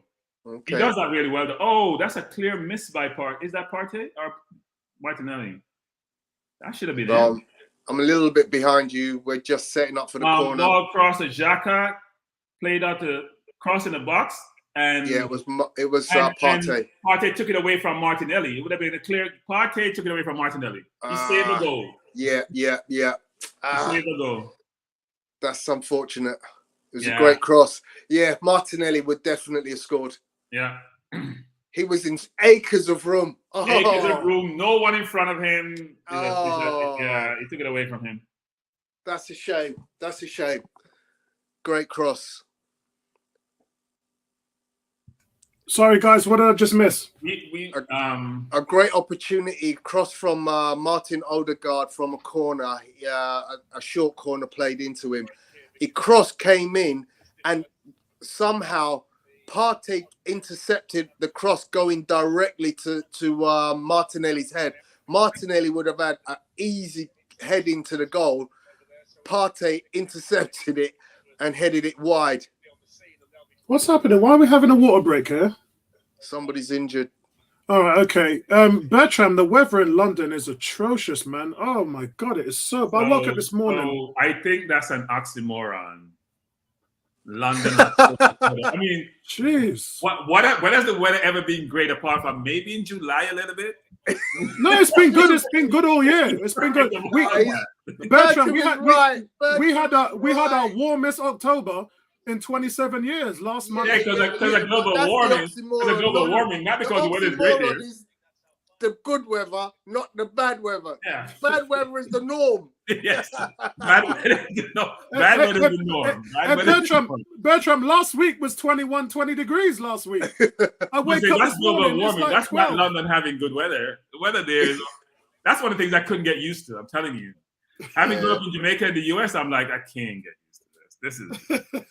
You wake up, it's cloudy, it's damp, it's wet, it's melancholy. Beautiful city, but I don't know. The Cam saying the performance for a top 6 away game has been fairly decent. G saying realistically, we aren't a title winning side, and City almost dropped points against Fulham. But we were bailed out. What is G smoking this morning? I don't know what he's not watching how we're playing away from home against a Chelsea side, which is in the Champions League and in the next round of the Champions League. And I don't know what that's all about. Lost Manu at their place and lost, which I hope we don't do here. We have bossed most games this season in the Premier League apart from Leeds. second half we got ran over at Leeds. But apart from that, we have played Spurs, we have played Liverpool, we have played Man U. Oh, all right. But he's saying that's some of the views of the guys here at the base. He's watching the game with 10 guys in Ohio, Cleveland. So he's saying that's some of the views of the guys at the base. Andrew's saying, did I just see Joel pass by Bertram in the background? Oh, God, he's taking a piss. 18 saying a goal is coming. Addy saying this is how Jesus declined in Manchester City and it's happening at Arsenal. Oh, man. Jesus doesn't decline anyways. He's not scoring goals, but he's playing brilliantly. 18 said Addy doesn't like Jesus at all. You need to pick up the Bible and pray, girl. Addy saying, go on back. Oh, see, that's where Bukayo Saka is failing. He loses the ball again. Very good, offensive position.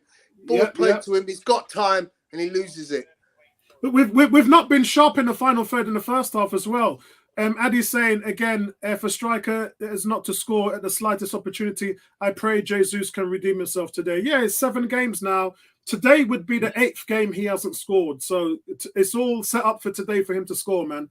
I think it's like the 9th game. I don't think it's 8. I've been keeping track. This is the 8th game. It's definitely the 8th. Wait. We talking about Europa League also? Yes. Yeah. I thought it was 9. Oh, that's a foul. Come on, referee. Let's have a yellow card. Okay, good. Ball came to Jesus. Played over. Yeah, it's a yellow card. Right, Bertram, I'm on 59 minutes, 25 seconds. Oh, yeah. I won't say anything, then I'll let you cover it when he gets there. So, yeah, we just seen Chalobah get entered into the book. He, he went in on a challenge on Jesus. He knew he wasn't anywhere near the ball. Jesus nicked the ball in midair, was off at the races, and Chalobah just steps into him to stop him breaking away. Come on, Martinelli. Bertram, Tony, that's the very definition of taking one for the team. Arsenal here on the right-hand side. The cross comes in. Oh, Martinelli just does not catch it. Trying to spectacular. He's got to do better there. Oh, God. Trying to spectacular versus maybe headed across. Yeah. I mean, if it works, it's I think Abba's day is going to be run, by the way. Guys, we've had twice the amount of shots as Chelsea, and we haven't got a single shot on target. Oh, they're good defensively, right? Chelsea are bringing on Broja. Yeah. So, yeah, I think you're right there. Because Aubameyang hasn't even touched the ball in this second half, as far as I know. I don't think that's his fault, though, because they can't get on the ball. How much does Havertz touch the ball? Yeah, but no. Bertrand, we were just talking about Sterling is playing right behind him rather than on the side. Sterling has been sitting in that 1-1 striker role behind Aubameyang, and he ain't getting the ball. So if Sterling's not getting the touch of the ball, how on earth is Aubameyang going to get into the game? That's the point I'm trying to make. Yeah. I mean, the thing is, though, we come on, Jesus, cross the ball. We talk about this with Aubameyang so often when he was playing for Arsenal. Go on. Jesus is so desperate to score. Cross the ball. He's got 2 guys in the middle open, man. He's got 2 guys in the middle with nobody on them. He's selfish. He's desperate to score. Yeah, but desperation, he costed the team. Yeah. You're right. You're absolutely right. Yeah, I agree with that. He definitely... He's thinking about World Cup. He's not thinking about team. He's thinking about World Cup. If he's not scoring, he's not getting to the Brazil side. You know what, Bertram? I can't bemoan him taking a shot because I want my striker to take shots. I want him to take shots every time he gets an opportunity. Yeah, but there's a difference between William Defoe and there's a difference between... Cross came in. No one touched it. Gabriel in the net. 1-0 to Arsenal. Yes, that's Saka. Come on. That's what I'm talking about. Come on. That's what I'm talking about. Yes, sir. That is it, guys. That is what we've been earning for in this whole game. That is what I'm talking about. Yes. They haven't been in the game. Let's be honest. They haven't been in the game. They haven't been in the game. That was like City Yes, yesterday playing against. They haven't been in the game. Who are you? Who No, are that's Saka you? who scored. Who are Gabriel you? scored. Gabriel scored. I'm sure it's The Saka. ball, no, the ball didn't cross the line. It's Gabriel. No, Yeah, Gabriel scored. it's Gabriel. Here it is. The corner comes Gabriel in. scored. It probably would have scored, by the way. Oh, wow. The flick was the flick from a Chelsea player. There No, was you know no what flick. happened? You know what happened, No, there Apollo? was a flick. There was a flick. No, you know what Yeah, happened, it was. Apollo? It was. You know what happened, Apollo? Jesus ducking the ball. Hold on, threw hold everybody on. off. Jesus Oh, no, ducking there the wasn't ball, a threw flick. everybody off. Yeah. It's Yeah, not yeah. Jesus. It's William Saliba. Yeah. Oh, Saliba, yeah. whoever was who Yeah. ducked the ball. Saliba at the near post ducks under the ball, Yeah. Yeah. throws everybody off. Yeah. Yeah, I think the goal is Gabriel. He touches it before it goes in. Yeah. Yeah, it was Saliba. He ducked under the ball. It threw everybody off. Yeah. And Come So- on! Bertram, you're saying Saliba through a screen there. yeah, he threw it. And it's hard to see around, actually. He's big. Oh, God. Chelsea has been poor, though. Yeah. And they have a lot of good No, players no, on the no, field. no. That's by Bertram. That's by design. We were just talking about how Arteta set up the team. They're struggling in the But midfield. Apollo, they've been poor. Apollo, they have quality, expensive players on the field. That's what I'm Yeah. saying to you. This is a team who ain't lost at home in 12 games. Look, they've just brought on Look at- Crystal Palace's best player last season. That's how Yeah. good their bench is. Yeah, yeah. Wow. Aubameyang and Havertz have come off. Brozier and Conor Gallagher have come on. You could take up anybody. Abba should have come off. I don't see how Abba or any of those players would have made a difference. I mean, in terms of they're not getting any service. But this is what I would retort to that, Bertram. We used to say this last year about Arsenal. Yeah, corner for Arsenal. Is it a Hey, corner? guys, did you just see the Goal shot of kick. Aubameyang on the bench? Did you just see the shot of Aubameyang on the bench? That goes back to his poster saying nothing personal. Yeah? So what I was going to Yesterday- say in relation to Aubameyang's play is there's a marked difference. Hold him up. Nice one, Saliba. Saliba's Brilliant, just bossing it. Saliba. Brilliant. Bossing it. Bossing it. Brilliant. Bossing it. Bossing it. Bossing it, Love man. that guy. Bossing it. Yeah, so last year we were talking about Aubameyang not being able to create or make himself available in a game. When you changed that and you brought on the player at Lyon who's at Lyon now? Who are you talking about? Lacazette? Lacazette, thank you very much. He When forgot the Lacazette guy's came name. He forgot the guy's name. It's so That's how I insignificant. operate. But That's really bad, Tony. That's really bad. I'm sorry. But the Out of difference sight, when out of Lacazette mind. was playing was he always made himself available. Yes. And what we get with Gabriel Jesus is we get a combination, you know, a finisher and a player capable of making himself available who will continue to get touches in a game. Thomas Partey is just ridiculous. He is. Did you see that ball? Thomas Partey is just ridiculous. How did he even do that? Bertrand, tell me you just didn't see him swift three players in the midfield. No. No, come What to the he, middle. what he does, guys, is this. He sees the picture of the game in his head and the layout of the field, and he has a decision as to what three options do I have and what's the best option, which most players don't have, right? You just see what's in front of you and you just make the right play, the one play you see. He's surveying the whole thing. He's Go on, really a Saka. very smart player. And ball. Saka has no Tony, right if foot. you just jumped ahead of me, I'm on 66. Saka has no right foot. Is that 66 or 68? 66, No. 59, 67 now. Oh, he's just blasted it off. I'm Yeah, 67 he has no minutes, right 10 foot. seconds. You're absolutely right.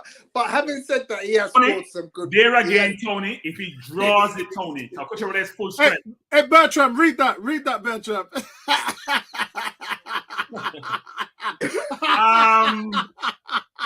But Radilot was a no prisoner taker though. He just destroyed. At least Partey has some subtlety to his game and some finesse to his game. So you couldn't touch that, Saka? Wow. Yeah, man. Oh, he missed it. Wow. Oh. He missed it. You guys He should have. Yeah, should have got it, shouldn't he? No, he missed it, you know, Tony. He missed it. Yeah, I think he did miss it. Look, you can see he missed it. Yeah, you can miss it. Our Chelsea fan who we went to school with, our other G, we got 2 G's in the place, says it happened 3 minutes ago. Other G says, Apollo said it last week, party is running lot. Cam says Rod Woodson, Greg. Rod Woodson. Rod Woodson was more of a free safety, whereas running lot. No. You guys, there is a linebacker comparison. Yeah. We're talking about free safety, not strong safety. People. Like that's a defense. You gotta use a linebacker. And hey, Tony, some of the people are thinking, who on earth is Rod Woodson? Running lot. That's good play, Arsenal. Good play, Arsenal. Good play, we're getting Arsenal. a little bit tired, though. I think we're getting a little bit tired. But you know, when you get to that situation, sometimes you just need to keep moving the ball, let the ball do the work. You don't have to run after everything. Choose your times. Goal kick to Arsenal, Brocious. Why you have Saka on there as the goal scorer? It was Gabriel. Yeah, it's clearly Gabriel. Yeah, I've got to change it. Sorry, I'm just trying to fire up so much traffic at the moment. Let's change this. Let me just get rid of. Here we are. Has Odegaard been in the game though? I'm just trying to analyze the game. Yeah, I was gonna come to a point and say that actually he's been missing in the second half. But first half he was him and Ben White. Yeah. Him and Ben White were phenomenal. Ben White in the second half again. I wouldn't say it was phenomenal. I'd say he was moving the ball nicely, but he's not creating stuff like, you know. So Tony, there's offense and defense when you're playing football. Yeah. And defensively, he was disrupting their midfield gaps and their flow.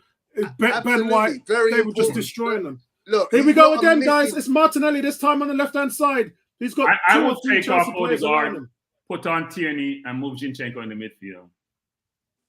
I'm not sure about that move. No, I don't see Odegaard not in the game. Not in the game. Odegaard and Xhaka are missing, to be honest. Does that not upset the balance of the team? You're right, Tony. It's how we play, maybe upset it, but I just want much more balance across. Yeah, because lines.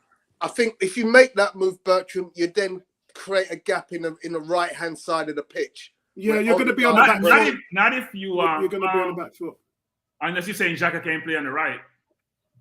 So Cam says you're not going to play Xhaka on the right. Let him play where he plays.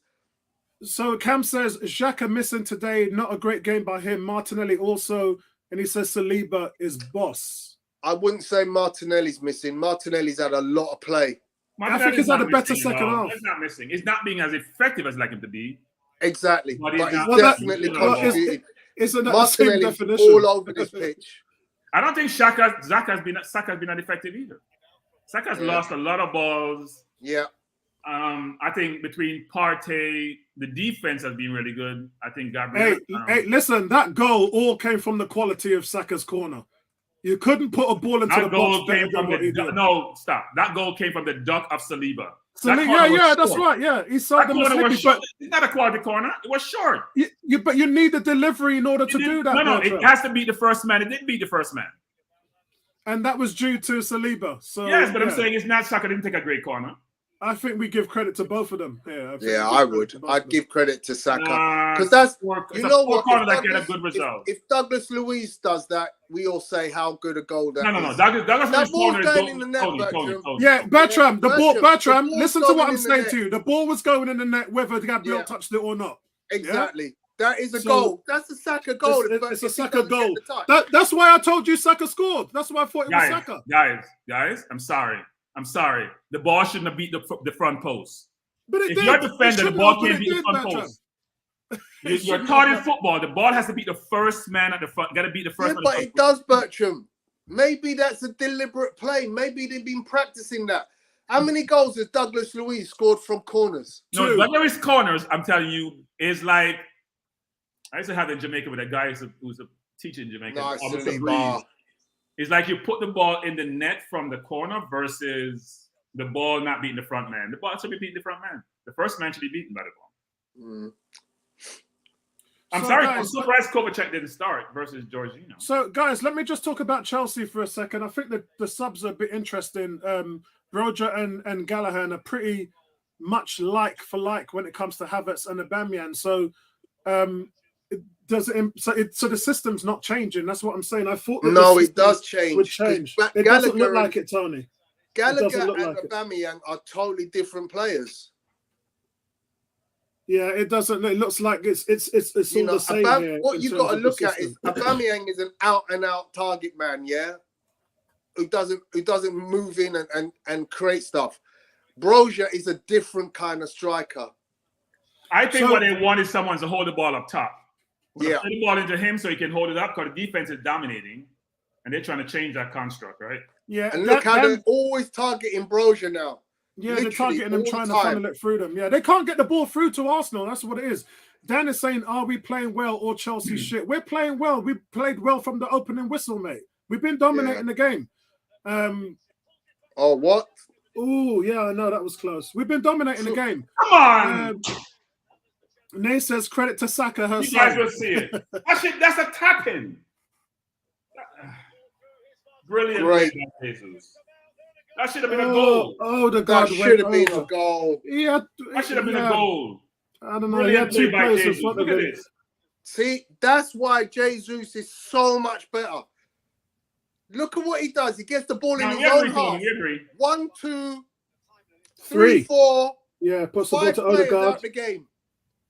5 Odegaard just players tried- out yeah. the game. Odegaard trying to chip the That goalkeeper. was a there. tapping. You're right, Bertram. You know who scored a goal like the other day when Wilson scored? When Wilson scored for Newcastle against Tottenham, it's that composure you need to exhibit in that situation. Yeah, Arsenal pushing for a second here, guys. Yeah, we Arsenal definitely pushing are. for a second. So shot come in there from I think Block that's shot Xhaka. from with the block. Xhaka. Arsenal Arsenal pressing just really winning the hard ball now. back at will. Pressing really hard. The right hand side. Oh, who's that? Saliba. Saliba!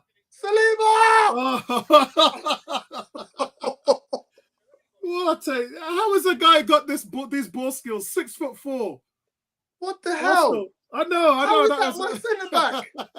Is that my centre back running like that? It is, bro. It is. Bruv, Did you see Ben White just step Ronaldinho back and on the say, wing. I think I'll just leave it. I'll just leave you to it. Jeez. Ball into it's like now Xhaka. Arsenal just toying with Zinchenko on the edge, faces up Chalobah, He puts it back. comes out. Gabriel, There's a cross by Gabriel to nowhere, out really. by Cucurella, Partey intercepted rescues by it. Partey, back out to Saka. Arsenal all on the attack. Lots of players in the box. Yeah, they got bodies in the box as well. They're winning every second ball, Arsenal are. Jesus, a little cheeky chip in the middle. Ooh, Arsenal are winning every second ball. desperate for this ball. Chelsea can't get it out. And finally, now they've got nothing going forward. Broja holds it up, does really well there, but Partey tackles him. Oh, Arsenal are winning every loose second ball, man. nice. Go on, Thomas. Nice. Cam says the Warriors will just sit back as time goes on. No, and we're invite pressure. attacking. We're not sitting. I know. We're I was just attacking. about to say he's saying it's a natural instinct. No, we're not doing that. We're on the front foot, bro. We're not sitting back. Zinchenko keep doing stuff that you know what you're not placed to do, Zinchenko. I'm sorry. You put yourself in a situation which you shouldn't be. Yeah, he just slipped and fell there and lost the ball in a bad area. But it is absolutely teeming with rain. Maybe he's got the wrong. No, I can't blame the rain for that. You mean he's got the wrong feet on? Yeah. I just think he's not game fit. I've said it a couple of times. He's just not match fit. No, look, he's as Bertram has said. Everybody's contributing here. Tierney coming in for Zinchenko. I think it's good change. Yeah, I think that's that's a a good great change. Yeah, That's a great change. Mount is coming off also. for Loftus-Cheek and Pulisic is coming off for Kovac. Didn't Kovac just get put on? Am I missing something here? No, Kovacic's supposed to be going on. Yeah, Kovacic is coming on. He's he's coming on. All right. Really? Okay. Yeah, Kovacic and Pulisic are on.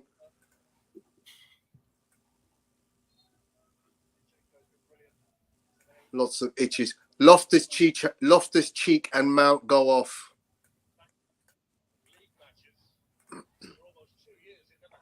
I would take off Odegaard. I'm just don't like Odegaard playing. Who would you put on, Bertram? I don't know. Because I'm struggling for midfield options. At some point, I can see Rob Holding coming on to firm up this game. Yeah. What a nice ball by... that miss by Odegaard is just ridiculous. Foul on Jesus. Bertrand, did you see the header in the first half with Jesus, the header he missed, which came into the box on Martinelli? Yeah, I think I'm not blaming him for that. I think he just missed it. It's a timing thing, and it came quickly. Because if he hit the flush, it's in the net, right? If he hit the flush, that's right. So on the replay, if you watch, he hesitates on his run.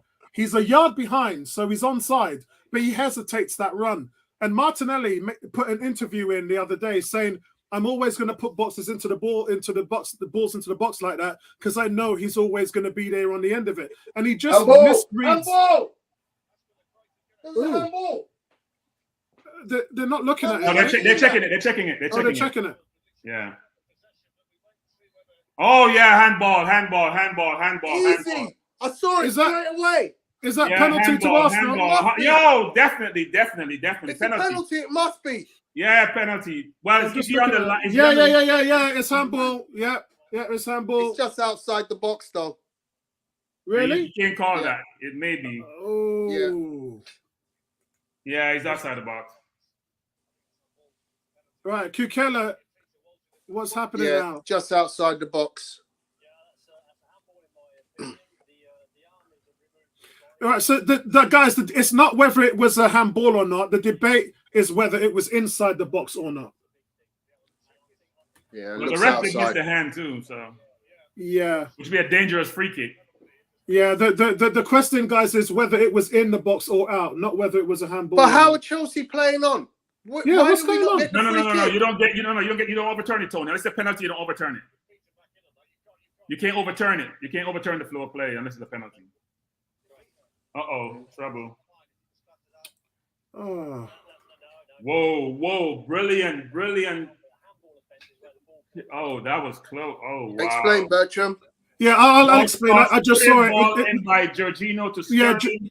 Go down the wing, crossed, and Ben White came across to save the day. Yeah, White does brilliantly to clear it. He slides a low cross in on that side. Yeah. Yeah, Michelle, thanks for the confirmation there as well. Brilliant defending by Ben White. Ben White's just been fantastic. Just really has. Good tackle. He's dropped off a little, but he's just been fantastic in this game. All I'm giving Ben White is 7.58s this season. The guy's just on a different level, man.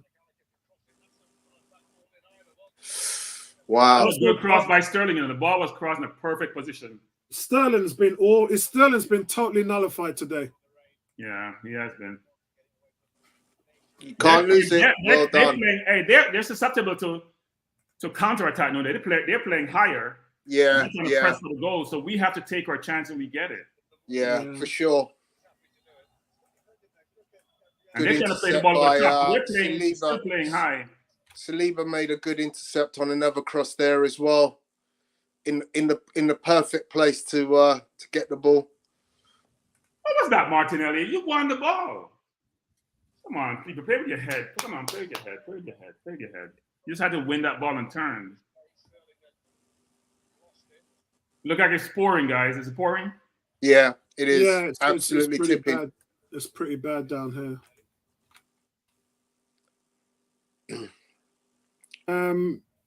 Yeah, George saying almost a goal. Yeah, that was close, bro. That was close. G saying, give Saliba $500,000 a week. I don't care. This says, if Jesus could score, he'd still be at City. Why do you guys come up with all that rubbish, man? Come on, guys. So Chelsea have got a corner. The corner, yeah. They're trying to push for this equaliser. They're going to bring everybody up. 83rd minute now, not long in the game to go. And Andrew said, I stepped away. What type of goal was scored? It was a Saka corner, which it was a low into the near post. Saliba dummies it, and it just goes straight into the net. But Gabriel gets a final touch on it. Good defending Arsenal from yeah. the corner. Ball goes back to Mendy. Great defending from the corner. Yeah.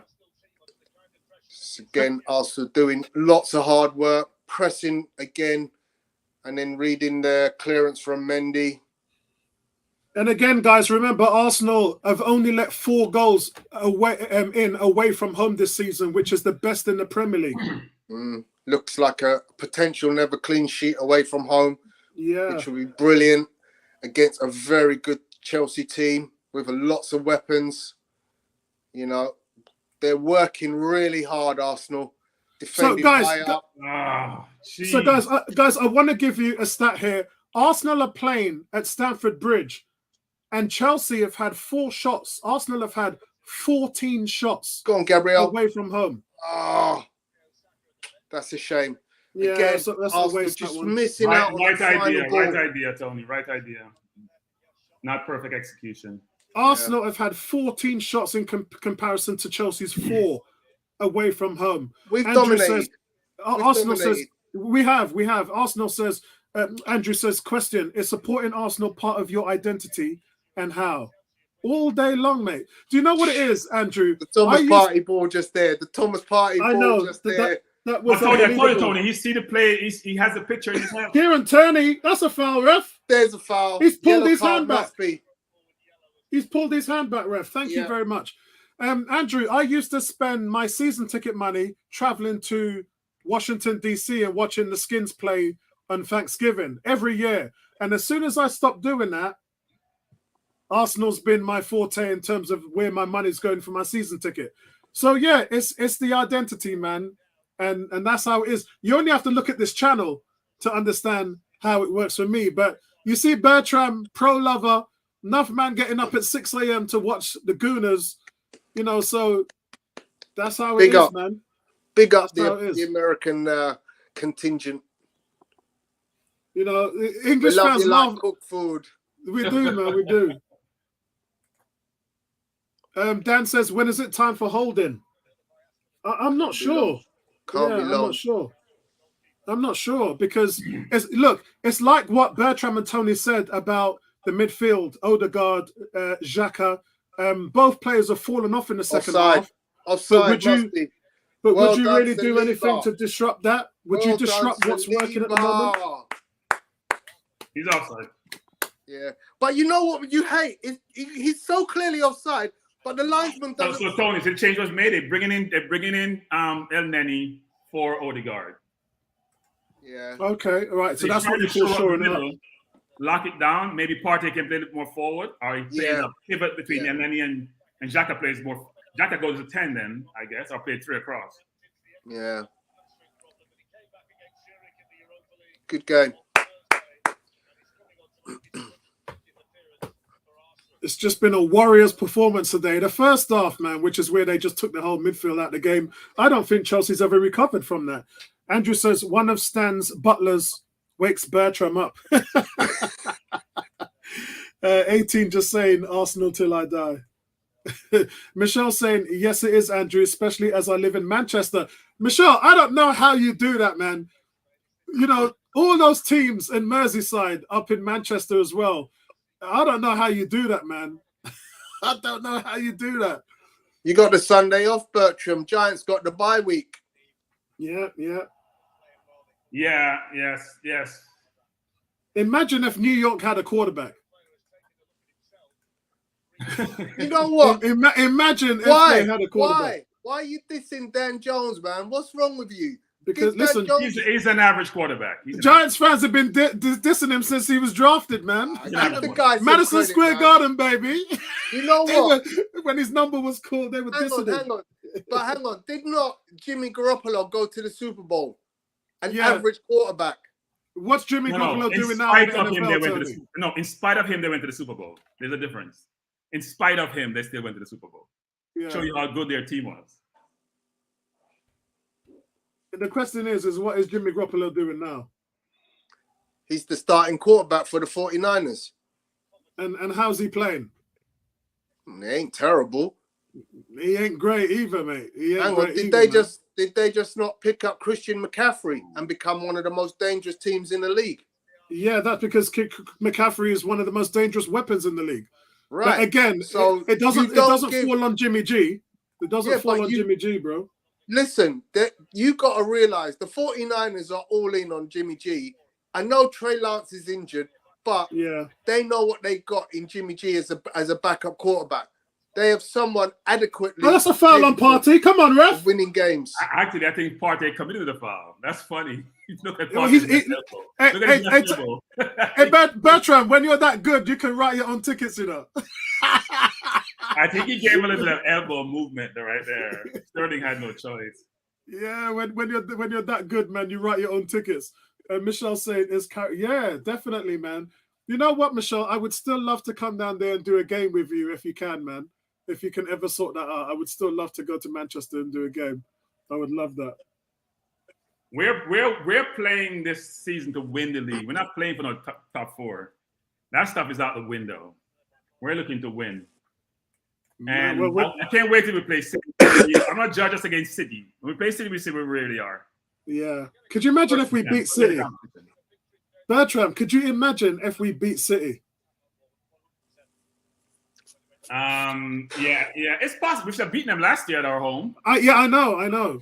If it wasn't for City and Gabriel made that blunder. If it wasn't for your friend, if it wasn't for you know who. Yeah.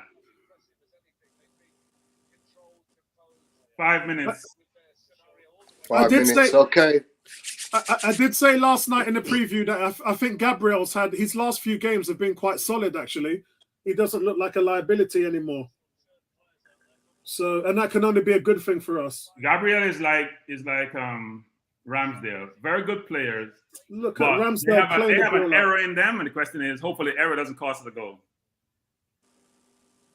Look at that He ball. hasn't made any big errors today. Did you guys see that ball to Tierney on the left-hand side? Yeah, Partey tried something he shouldn't have tried, actually. Too late to be trying to you, Mark. Is that 5 minutes? Yeah, it's 5 minutes of stoppage time, Mark. It's 5 minutes of stoppage time. Partey just got cute a while ago. Don't be cute. You get dispossessed and give a goal. That's not a good thing. Play the ball in the corner. That's what we need to do. You know, guys, if you're ever looking on the sideline, which I'm not sure whether you are, Arteta is in Michael Oliver's ears. He's giving him a hard time, man. He's just not stopping. That's good. That's good. He's just giving it everything. It's good. But Arsenal here on the left-hand side. That's a great ball on the left-hand side. Go on. You know what I'm going to say? Come on, Xhaka. Why are you getting involved in something, Xhaka? Oh, Lord have mercy. Winning, are you going to get involved in something? Like, why? He's got that natural fight. Yeah. Why? What is going on here? Tony. It's not warranted, Tony. Yeah. No, hold on. Look what's going on. In fairness to Xhaka, he weren't doing the pushing. Xhaka was pushed 3 times there. In fairness to Xhaka, run away.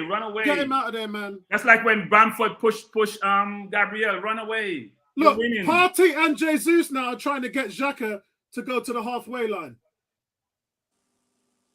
And Partey's doing his thing now, putting his arm around Xhaka. Look, to be honest, what would you do without Thomas Partey? It's 50-50 until Jorginho comes in, Kovacic comes in and starts pushing Xhaka. I'm not blaming Xhaka in that situation at all. Hey, did you guys see Uncle Thomas? Xhaka has every right to defend himself. Yeah, but why's Xhaka going for the ball, Tony? The ball's out of bounds. Leave the ball alone. Hey, Bertram, talk to me about Uncle Partey. Uncle Partey to the rescue. Hang on. Bertram. The reason why Xhaka is going for the ball It's because he knows I can get a couple of extra seconds in this game. I know. So don't be mad when you get pushed then. Yeah, but listen. Him doing that is getting us time. It's getting us a breather. I'm happy.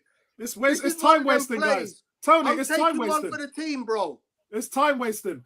Mark's saying Exactly. I was expecting a draw before the game, 1-1, 2-2. If we can hold on to this, it'd be a great result. It'd be an amazing result. It would be an amazing. They're not doing anything. Throw the ball in the corner, sit on the ball. Yeah. The ball off them until it goes out. Yeah. We're making another change. Is substitution time counted? Yeah. 30 seconds. Yeah, so it's he's trying to counted as milk well. it. He's bringing in Holding. Yeah, we knew Alden was going to come in if West Ham. Although Andrew says, although alive, when in doubt, achieved Guys, 771. You know we played at home today, right? Tony, Really? what did I tell you in the first half? Tony, what did I tell you in the first half? This is like playing at the Emirates. Yeah, it's only on West London side. I used to live beside Chelsea, was in London actually. Nice place. Why? But come on, don't foul there. Randall, big shout out to you, Randall. Randall says, G, they are anti-football, collecting yellow cards all game. Moses said, Xhaka used to that period, waste no time, and Chelsea reacted to it. Andrew saying, clean sheet away from home cannot be underestimated. That's what I'm saying. Absolutely. Wow, it's an achievement. 6 away games, only 4 goals let in. It's a phenomenal record. Yeah. It's a phenomenal record. Pressure the ball. But not just that, guys. You go to a top 4 team at their ground and only give them 5 shots, 1 on target. Unbelievable. And you have 15 shots. So you have 3 times more shots than a top 4 rival away from home. They've only had 1 shot on target. Here's my question, Apollo and Tony. Does Arteta talk to Pep and talk about formation and strategy? Because Pep plays with an attack, a 3 in the back, and move the left back into midfield. And we do exactly the same thing. I don't see any other team doing that. Yeah. I saw Bayern Munich do it. Okay, I haven't seen them play this season, so. Yeah, I saw them do it a couple of times this season. But you're right. Nice. It's Randall saying this team is showing spirits. It really is. I'll tell you what, this kind of performance is very satisfying.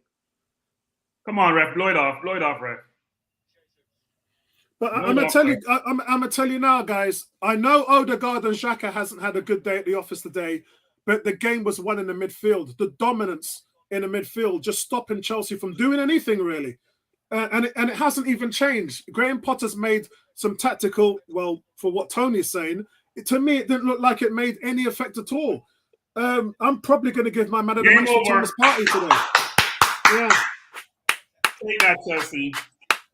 This has been look, we played away from home and dominated. They weren't in the game from the start to they dominated. Like it wasn't even close. Wow. I mean, this guys, performance wow. says where we are actually. After today, you know exactly where you are. Right? Wow. Because it's away from home. We're still on top.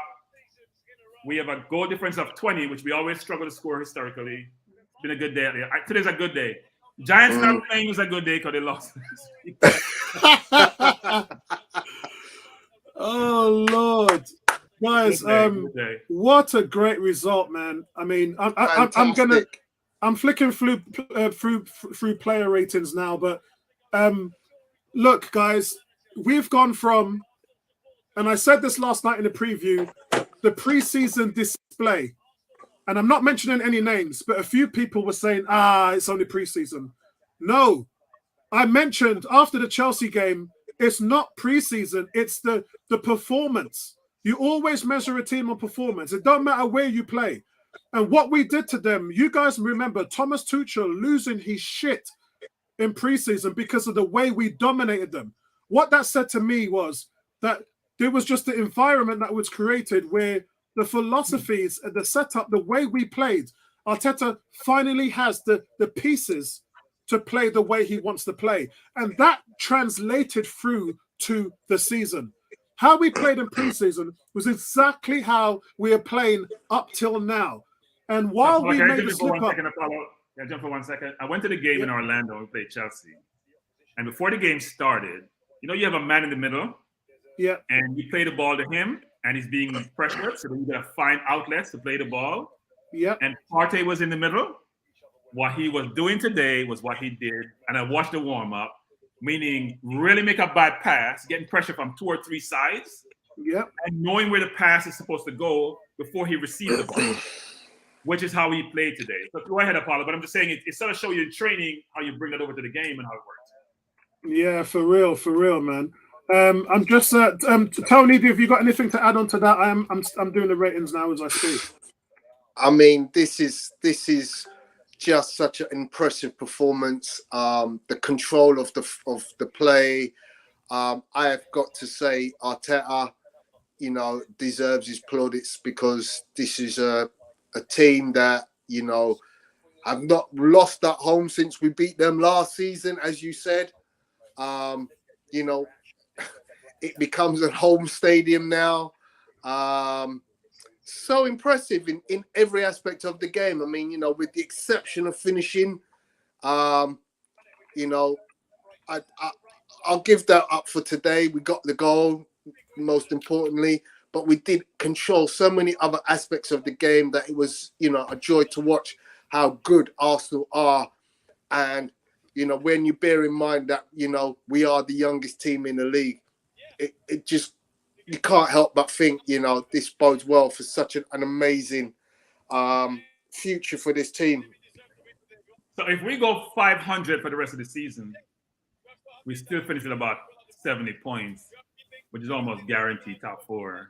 We're not thinking top 4, by the way. We're just trying to prognosticate going forward and say where will we end up at a minimum. Yeah. Or even if we have a collapse and we only win half our game, we don't want to draw in the game. I prefer to lose than to draw sometimes, because a draw, 2 draws is a loss and a draw. So it's good. It's good. We're in a good place. We're in a good place. And the performance was so Right, hold on a second, guys. I'm feeling more and more comfortable with this team. And by the way, in the history of the Premier League, in the start of a season where we are, only one team has not finished first, and that was Newcastle. They finished second. Yeah, I remember. Which is a great stat to look at and say, you know what, predict where we may be going forward. So, guys, I'm going to go straight into the player ratings, because there's a lot to talk about. So, Aaron Ramsdale, he must feel like he's in the Bahamas these days, because he ain't really had much to do in quite a few games. I mean, today, I didn't even think he was forced into making a save. In some of these games, we've seen him at least pull off a save or 2. But it's getting to the point now where he's just a passenger in the team. And that is a credit down to his defense. So I'm going to give him a 7 because I thought his distribution was good today. And that's all I can really judge him on these days. Ben White, I'm going to give an 8. He just seems to relish in these battles. It started from week 1 when he shut out Zaha. Zaha did give him a little bit of trouble, but nonetheless, he shut him out. Today, he was against Mason Mount. And let me tell you something. I didn't even hear Mason Mount's name being called today. He absolutely destroyed him. So that takes that one out. The next one for me is William Saliba. Saliba gets a 9. A masterclass. His recovery, his tracking, his positioning, everything Chelsea threw at him, he battered away. And that's not to mention him getting forward. I can't believe I'm saying this. He got forward, wide right. Ben White looked at him, run past him. Ben White said, I don't want nothing to do with that. Saliba just goes and takes on. He cuts on the inside, goes to the byline, and wins a corner. I mean, what? It's just, so Tony goes, #my centre back. So look, he gets a 9. Just unbelievable. Jesus Christ, if this guy is all Premiership 11. I don't care what anybody says. He's all 11 Premiership. Whatever other centre backs you want to put next to him, whether that's Van Dijk, whether that's whoever, I don't care. But this guy makes the first 11 for me. just absolutely a phenomenal performance against a top team away from home. Gabriel, I thought, I did mention Gabriel, I'm give him an 8. He was much improved today. We're not seeing mistakes. His set pieces and clearances today was brilliant. Most of the balls that came in, he just batted them away. I think he had six clearances today. Tony will confirm that. But he's just more assured in his game. And that is what it's all about with him. We need him playing a balanced game. We don't want any rashness from his display. So he gets a solid 8. Zinchenko, unfortunately, guys, I'm going to give him a 6.5. He hasn't played in 5 weeks. I get it. It was evident from some of the shakiness that he was off the pace a little bit. But overall, just a solid return with no injury setbacks from him at all. So I'm going to give him a 6.5. And we move into the midfield, where it's a little bit of a mixed bag.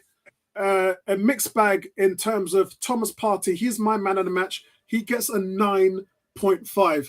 He controlled the transition in this game. He controlled the positioning. Chelsea threw 2 or 3 players at him at some points, and he just worked the ball through transition and it was effortless. Guys, if you want to show a young player who plays in the midfield how to play the game, show them a tape of this recording. It's midfield defensiveness, transition in its supremacy. Such a majestic performance by Thomas Partey. An absolute masterclass display in dominating a top team in the midfield. It gave them nothing. It gave Chelsea nothing. They were resulted into just route 1 long balls. That's where they had most of their luck from. They had 3 balls played over, which gave them a good chance. And all 3 of those passes was played over the head of Thomas Partey. They couldn't play through us. Even a tactical change from Graham Potter still was nullified by Thomas Partey. This is where we're at, guys. For weeks we've been talking about it, and maybe some of you lot are starting to see it now. He is Arsenal's best player, and it's not even close. It's not even close. Maybe it's close with Saliba. Maybe Saliba is creeping up behind him. But outside of that, how dare you even put anybody's name next to Thomas Partey as the best? And Bertrand was the guy who said it. You can talk about it, but 2 years ago, Bertrand said, if we ever get this guy, it would change our team forever. And Bertram's had to suffer for a few years with poor displays, injuries, but now everybody can see what Bertrand was talking about. This guy is on a different planet. So I move on to the bad. Xhaka and Odegaard. What have I done here? I've given Xhaka a 6, and I've given Odegaard a 6. Look, they weren't from a transitional offensive standpoint. Both players didn't help the team, but from a defensive standpoint, they helped control the flow of the game. And it was talked about by Tony and Bertrand as of, do you make a change here?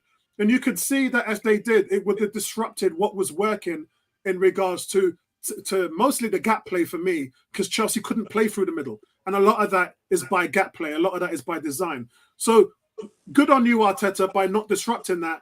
But offensively, both did nothing to help the team today. But they both get a 6. I move on to Saka. Now, look, I didn't think Saka played extremely well. He does get a 2nd because of his delivery for the goal. He was manhandled by Kokela and really should have earned more free kicks. I know he got the yellow, but I thought he combined pretty well on the right side. He didn't have a poor game. But for someone of his stature who's been really lights out lately, yeah, he had a slow start to the season, and he's come up now with goals, assists in almost every game. And today he wasn't at that level. But I'm going to give him a 2nd. I'm going to give him a 7 just for his participation in the goal. And that leads me to what is a disappointing grade for Martinelli and Jesus. I'm throwing them together like Xhaka and Odegaard. I didn't think either player did well today. I saw a few things from Jesus, but then he had a level of greediness, which is out of frustration, guys. It's out of and I could hear a few of you in the chat who were starting to sound off on him, which I thought was a bit unfair. But unfortunately now, this is 8 games without a goal for him, and you could start to see And guys, look, strikers, the best of them go through this. This isn't something which has just popped up. That isn't solemnly down to him. It happens to the greatest strikers. It does. And how you deal with that moving forward is how our success is going to translate. Because, guys, if he starts scoring again, it's just going to make it harder for other teams. If he starts to pick up his form, then this is going to be going down to the wire as far as title challenge goes. But however, Martinelli, you expected him to dominate at a Paquella today, and that just didn't really happen. So his influence on the game was very limited. But that allows me to end on a positive note. Mikel Arteta, 10. How many 10s have I given this guy this year? It's almost like, look, it's almost like, man, I think this must mean my 5th or 6th 10 for the season, Tony. I'm gonna have to go and track that. He gets a 10. How we got this team to go to Stamford Bridge and just dominate Chelsea. We had 15 shots, 3 times more than Chelsea at their own ground. He nullified their midfield. Tactically dominated Graham Potter. Chelsea have not lost at home in 12 games. The last team to beat Chelsea was Arsenal, 4-2, with an Eddie Nketiah masterclass.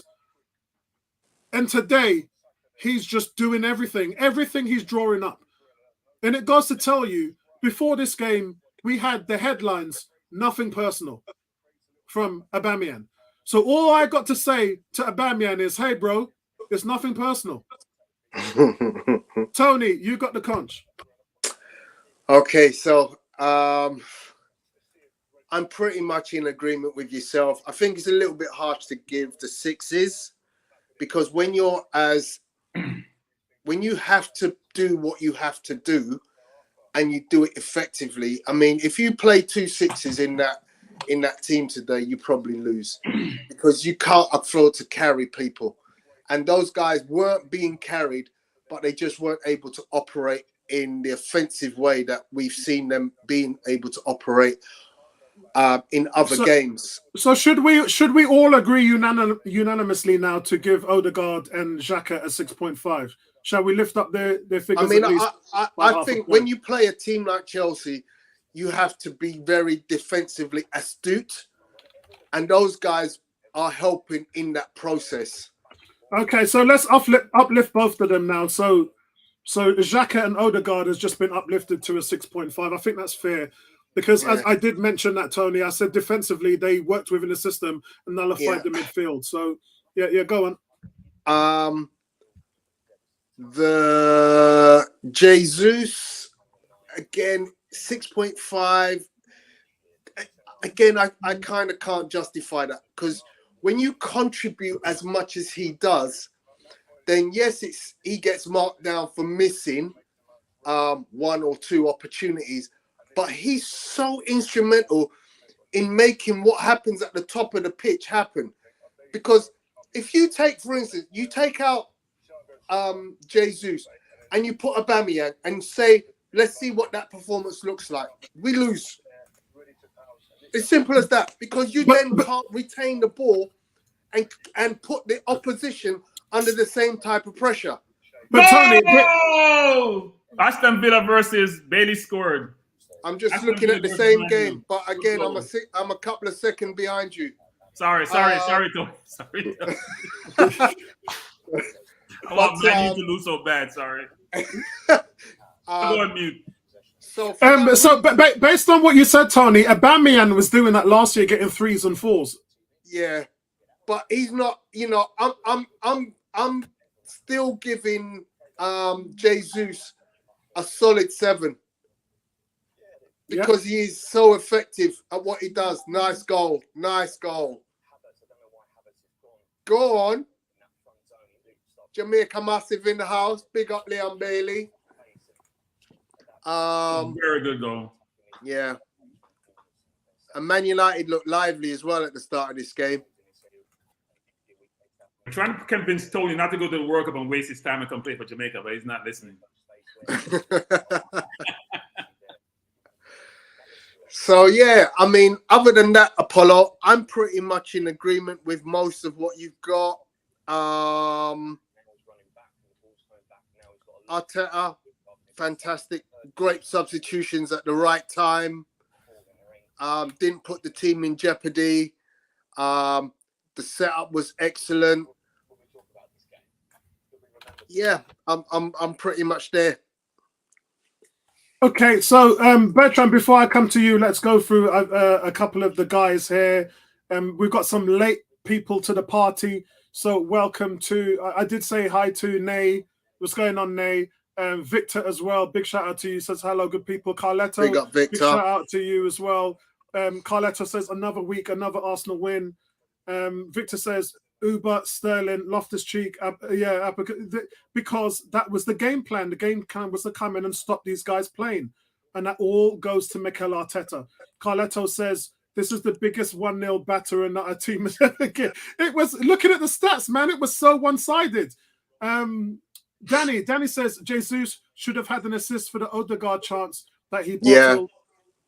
Yeah. G says, goals aside, I thought we dominated this game more than ever against Forest and absolutely bullied them. Reminded me of when Chelsea used to completely ragdoll us with the strength and power. That is an exact same thing as what we did to them today, as Partu once put it. Victor says, yeah, Tony, Jesus has brought some depth to the team. He goes as a false 9, 8 or 11 all in one game. Concrete Jungle just saying, yeah, it's Villa 1, United 0. We can do with that result as well. Could you imagine United and Chelsea both losing today after they was trying to gain ground on Arsenal? Cam says, Ramsdale, I've never seen an Arsenal keeper at the bridge, probably so quiet. He has had a pretty ordinary side in attack. Havertz and Aubameyang were terrible these days, and Sterling hasn't played well since coming to Chelsea. Nah, I think it's what you do. If you allow them to play, then they'll dominate you. You'll see a different game. Credit to Arsenal on this one, I'm afraid, Cam. Bertram, you got the conch. So I have to mark us down because we played at home, and I expect us to do well at home. I mean, you're home. You have your home cooking. You have your home environment. Whoa! 2-0 Villa. I'm sorry, guys. Brilliant goal by what's the kid's name from Digny. 2-0 Villa. Is anyway, Villa, sorry, is guys. Villa at home? Yes, they are. Brilliant free kick. Yeah. And this is Unai Emery's first game, right? Yeah, and he set up differently too. He's only have Watkins up front. He benched Ings, and he's playing Ramsey and Buendia with Bailey. It's a different setup, actually.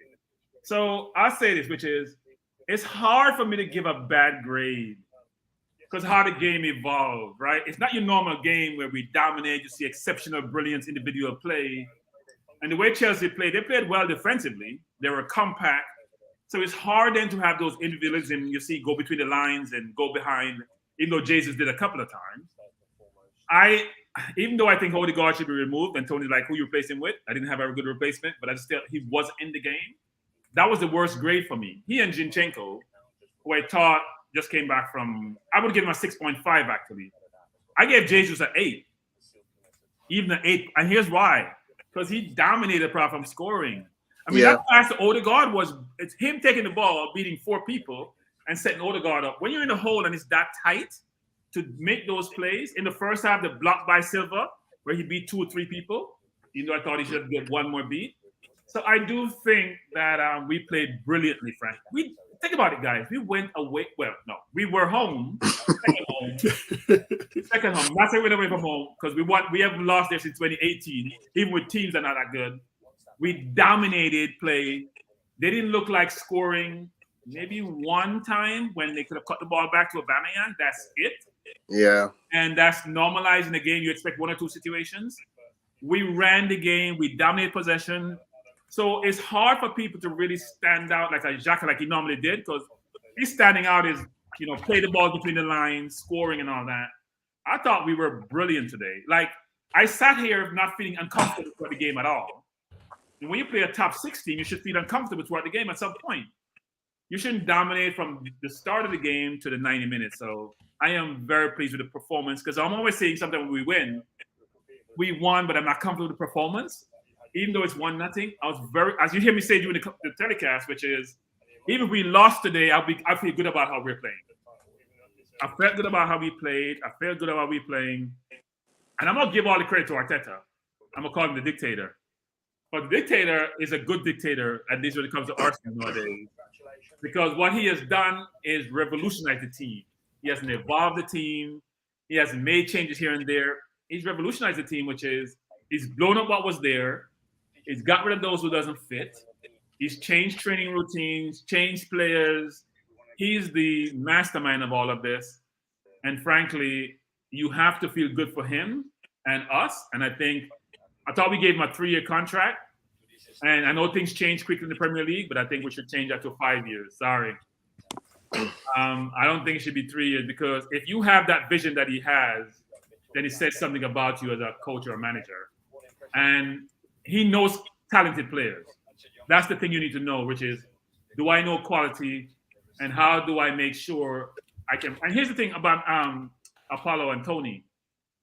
Going into January, when last year Vlasic didn't want to come to us, top players going to want to come to us. Because top players want to beat top teams, and people want to take Man U up first. And they want to come and say, Arsenal look like they can do this. Why wouldn't I want to go play with them? They're in London, a great place to live, very good players, great stat play, ball possession team. That's the teams you want to play for. So my grades are going to be what you have here, Paulo, except I'm giving everyone I'm giving Xhaka a 7. I like how he played today defensively. Odegaard and Zinchenko the only 6.5. And Martinelli a 7. I thought he played well today, frankly. Jesus an 8, and I'm giving Arteta the 10. And I thought Gabriel played real well with Saliba. Because think about it, Havertz, Aubameyang, Sterling. I know. Yeah. And by the way, Partey is a 10. Sorry, Partey is a 10 today. Partey is a 10. Partey is a 10. Yeah. I mean, you dominate good players. It's one thing to dominate players who are average and okay. When you see him play against the Liverpools of the world and the Man U's of the world and the Chelsea of the world, how he plays. Because I saw him play a while ago before we bought him against Liverpool in the Champions League for Atletico Madrid. I was like, who's this player? Like, with the ball, he used it well, and then he was more athletic then, frankly, and dominated defensively. So, very pleased with the performance. Happy where we are. More to come. And Man City, look out. So I'm just gonna put up. Let's have a little conversation about the table before we go, because we've kind of put this on the back burner. We've not really sort of, I know we've done our predictions, but we haven't really talked about title challenges. And the reason why we haven't, because look, we're all smart, intelligent guys in here. We all understand how the pigs and trough of a season goes. We know that form comes in, form comes out, and we also need that little bit of time to see what we're all about. So, as I said in the preview last night, this isn't early days, guys. 1/3 of the season has gone. 1/3 of the season has gone. So for us, we know now what this is all about. We can see what we've been doing. There's no words about who have you played anymore. All those words, we play Spurs, Tottenham, Liverpool. There's no saying about you ain't played nobody. The only team we've got to go out and prove a result to now is Man City. And I actually think that we can turn them over. I've seen them play in a few games, and Haaland, he'll get at you. You can nullify him, but he'll get at you. And I think Saliba versus Haaland is going to be box office. That's my personal opinion. So, Paulo, here's the concern I have with Man City. Haaland plays on the last man. We play a high line. They're brilliant on the ball. Their passes over the top are going to be precise passes if we don't pressure them in the midfield. That's where a challenge will come in. Even though we have very good physical defenders. It is, and that's going to be about how we nullify De Bruyne in the midfield. Rodri, those guys, we have to put them to sleep. Yeah? We got to put them to sleep. So right now, there's a lot of 3s and 4s finishes from all of us when we predicted where Arsenal was going to finish. So I want to go through you guys now, including myself. Does anybody think now that Arsenal can win the league? Because I've got to come out and say it now. It looks like, based on our performances, A, based on our defensive play, B, because that's very important. You can't win the league if you can't defend. And our results against the top teams, that's there. I'd like to see, there's always a table between the top 6, isn't there? how many, who's doing well in that table. We've only lost to Man United on that list. So we should be pretty high on that team, on that list. So when I look at it now, the only team that I think that can beat Arsenal is probably Man City. And Man City are going to drop points. They should have dropped points yesterday. They were lucky to get out of that. So how no team is really going to go and show that consistent form all throughout the season. We know we had a blip. We didn't play well against Leeds and ended up winning. I don't know how. We didn't win against Newcastle. So every team goes through a blip. Our striker hasn't scored in 8 games. But at some point, our form's going to come back to us. I think we can do it. Providing we go and get a result at Man City in January, I think that we've got a great chance of winning the league. Tony, let's come to you. It's very early. My concern would be if we were to start losing players to injury or, players not being able to return in a healthy state following the World Cup. Look at today and we were saying who could we place instead of Odegaard, and we're struggling. To me, we're 2-3 players in reserve or even over what we've got. I mean, it would be great if we could get a killer of a striker and play Jesus and a killer of a striker.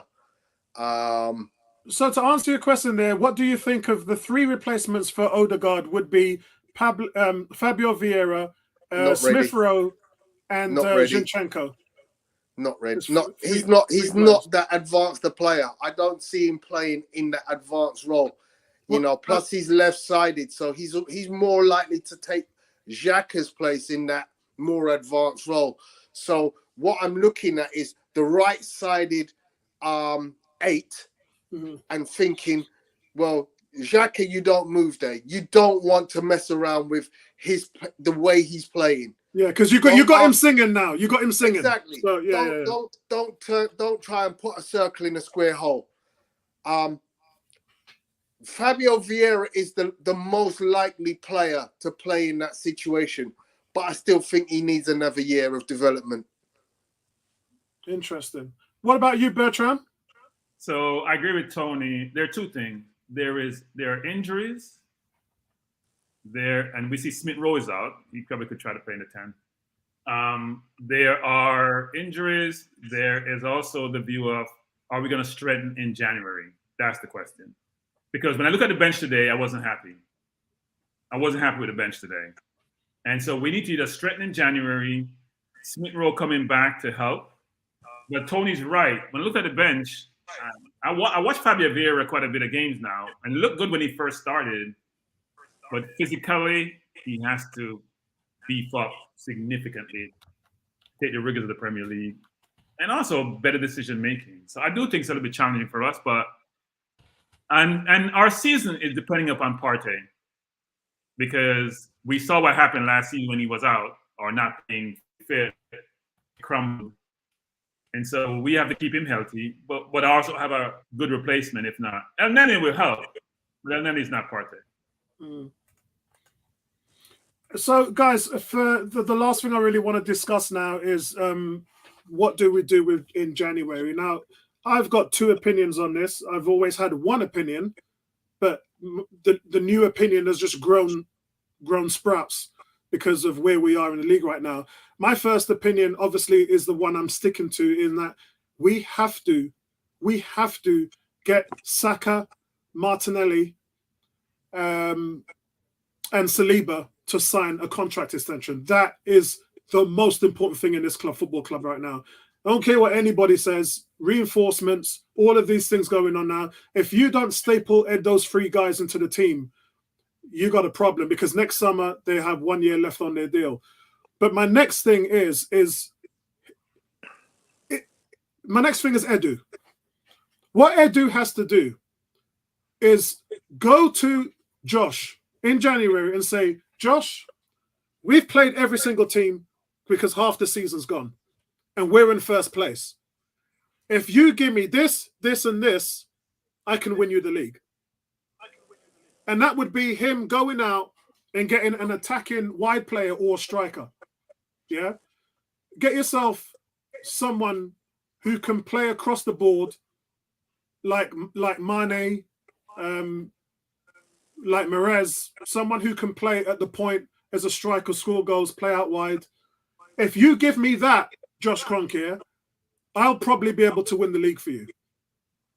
So that's the conversations that I would be having. I would be having, because it's a different conversation. Yeah. You couldn't have that conversation in the summer because you weren't a title contender. But if you were this close, why would you not do something to get them over the line if you were the owners? So that's the conversation for Edu and Josh in the new year. Outside of that, the most important thing would be is to sign your players to a long-term contract. We have to build a team that can win the Premier League and the Champions League.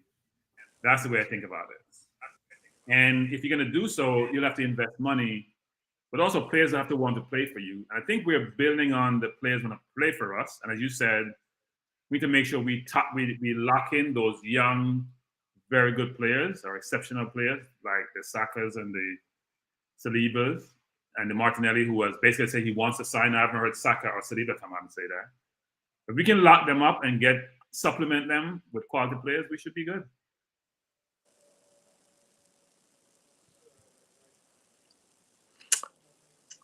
Have we lost Apollo? Okay, so while Apollo's away, oh, he's back. Sorry, I've got an electrician at the house to do an audit, so I've got to run in a second. Yeah, go on. This is the last subject, guys, before we go anyway. So I'll just before you go back, Tony Bertram, can you just summarize what you said? I wasn't here, so I missed a little bit of it. No, what I'm basically saying is that we have to sign our players, our young players where excellent are very good, and we have to go source players, whether in January or next year. But we got to source. Right now, we have an 11 which we're comfortable with. We have a bench which we're not comfortable with. Let's be honest. Apart from maybe a Smith Rowe, for example, Vieira has potential. Tomiyasu is good, right? We have a kid playing for Birmingham City, who I'm hearing rave reviews about, who is a centre back. We got from the US. He's 23.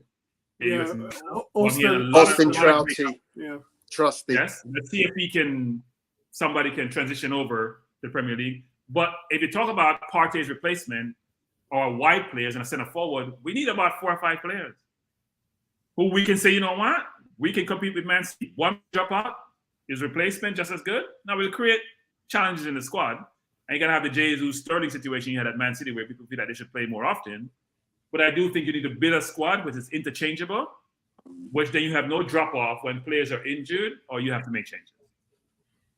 My thoughts exactly the same.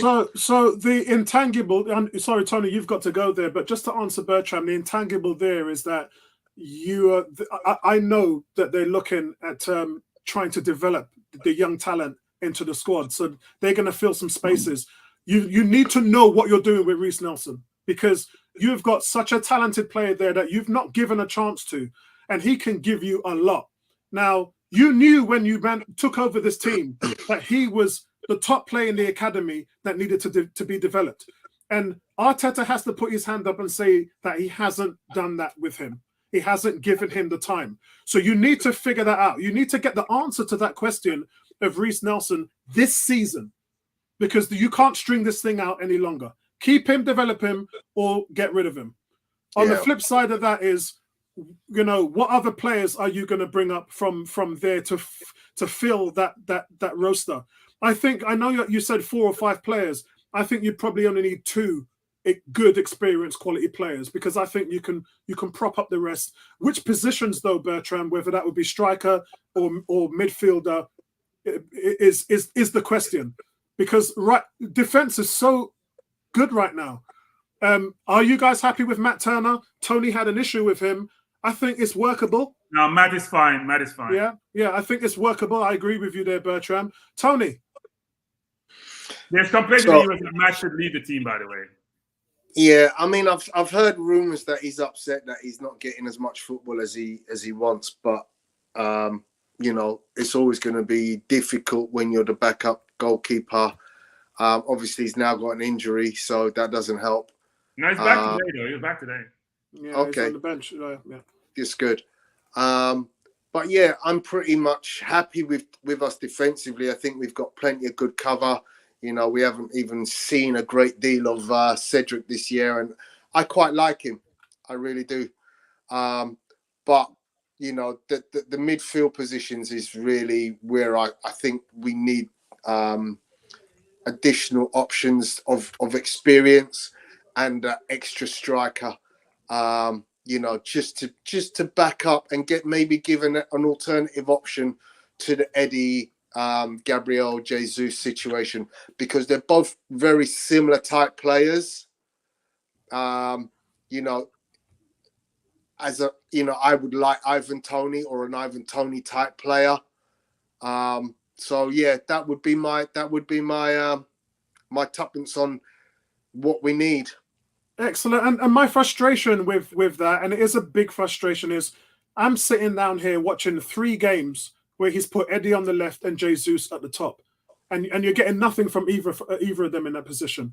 And Jesus played almost his entire career for Man City on the left, and Nketiah has played and been successful at Arsenal playing up top.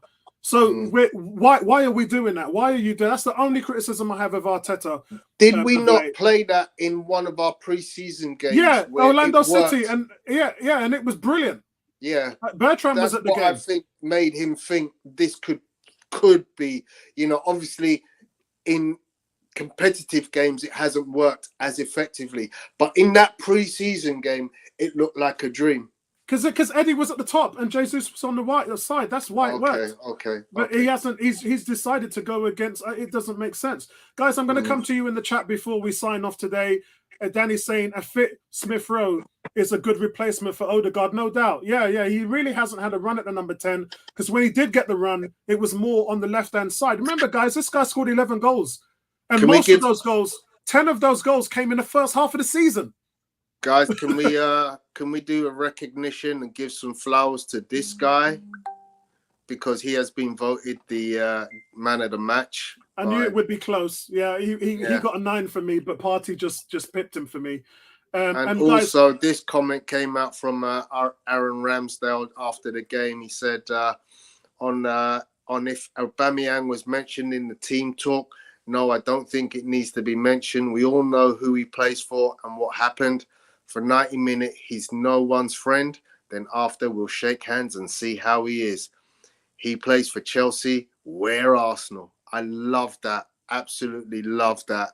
Yeah, so we do know that Arteta would have pulled that in front of them and played it to motivate them. We do, and motivate them, it did. Yeah. Let me finish up with these guys here. Who's this? I think this is Randall. Randall says we definitely need to invest in January.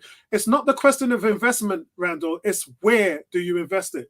Do you invest it into your young free kids who are going to be in the final year of their contract, or do you invest it to get the team over the line for the title?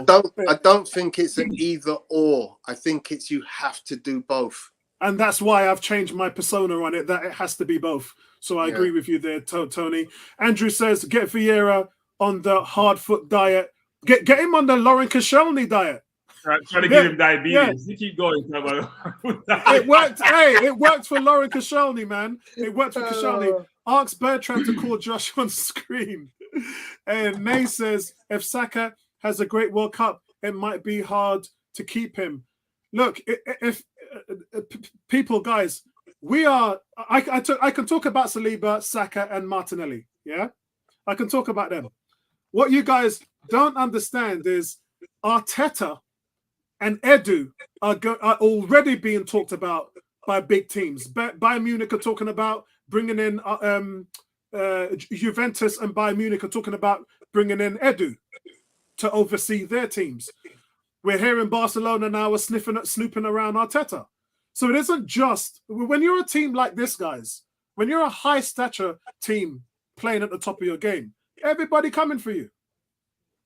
Yeah, that's the reality. Or Pep, so because they know they're locked in where they are. And I think we got to get to that stature where we are the option versus just one of the options.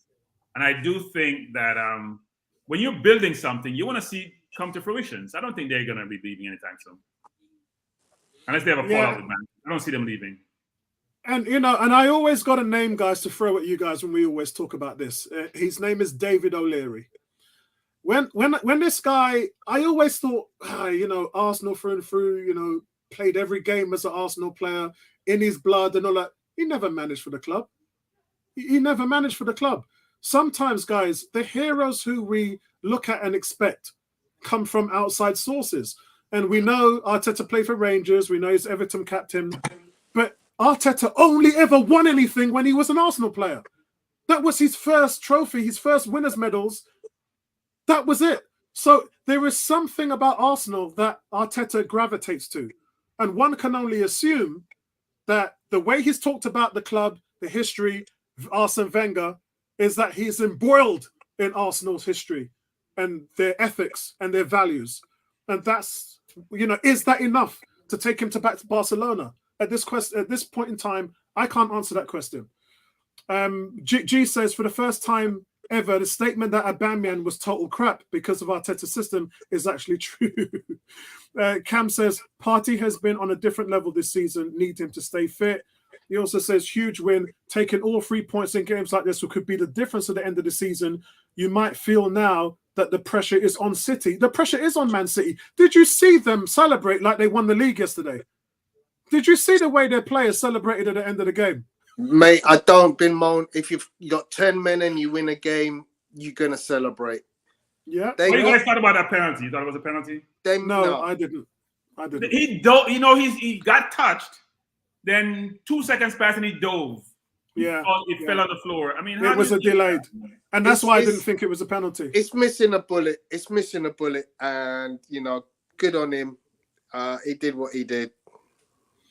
Andrew says a target man is essential. Arsenal have not replaced Olivier Giroud. I've had this conversation many times on this channel, and I've talked about a target man is just not how the game's played now. And while Liverpool has got David Nunes and City has got Haaland, success has been had, especially from Chelsea, without a target man, where you just have a fluid front three. Bertram on this channel has always talked about, I would rather have a fluid and creative front three who can all score and create, rather than having a big target man who is just left to him to do all the work. It's been shown by the likes of Liverpool, Chelsea, Manchester City, that having a fluid front three who are productive is going to benefit you more in the long run. And that's why I've always never been sold on the let's go out and get Calvert-Lewin, let's go out and get Ivan Toney maybe, or one of these guys, Alexander Isak. Then there's that guy who plays at Napoli. So look, let's see what happens. Yeah, because let's see what happens. Big shout out to Luca. I hope you're doing well. Victor says if we get a pure striker, Jesus can play a perfect 10. I think Jesus can be a brilliant 10. Actually, I've always thought that. But you know what? He does what he does, like a Firmino for Liverpool in the old days, and it's been effective. So why change? Even though he's not scoring, and I think a forward is paid to score. I'm always going to say that. You're getting big bucks. It's working today, so we'll see what happens. Yep. But he needs to start scoring and stop pressing to score. Yeah, as you can tell, the sun has come out in London. Yeah, it's desperate now. Right, so guys, listen, that's it from us at 101. A huge game today. I mean, wow. I mean, just wow, guys. It's full-time. Arsenal have beaten Chelsea away from home. Massive win. Arsenal returned to the top of the table with a third successive win. 3 wins at Stamford Bridge, guys. In the last 3 seasons, all wins at Stamford Bridge, not to mention battering them at home. For Chelsea, they just got outplayed by Arsenal, and they all knew it. We heard before the game that their fans were concerned about this game, and rightly so. Tony, final words on the game? Enjoy your weekend. Up the fins. And, we'll catch you again next week for in midweek for the game at Brighton. Bertram, final thoughts? Final thoughts is that under Mourinho, we couldn't win a game against Chelsea. And now they can't win a game against us, which is good. I like it. We're playing well, which is very important because sometimes form can be temporary and quality is quality. And we're showing real quality. As I said, 2 things. Tony mentioned injuries is my concern, especially the World Cup coming up. and we have to supplement the squad. We have to give them a chance to win, not just try to make top 4. But I'm encouraged. Excellent, guys. Enjoy your Sundays and big up to everybody. We are top of the league. I said we are top of the league. Peace out, everybody. Nice one.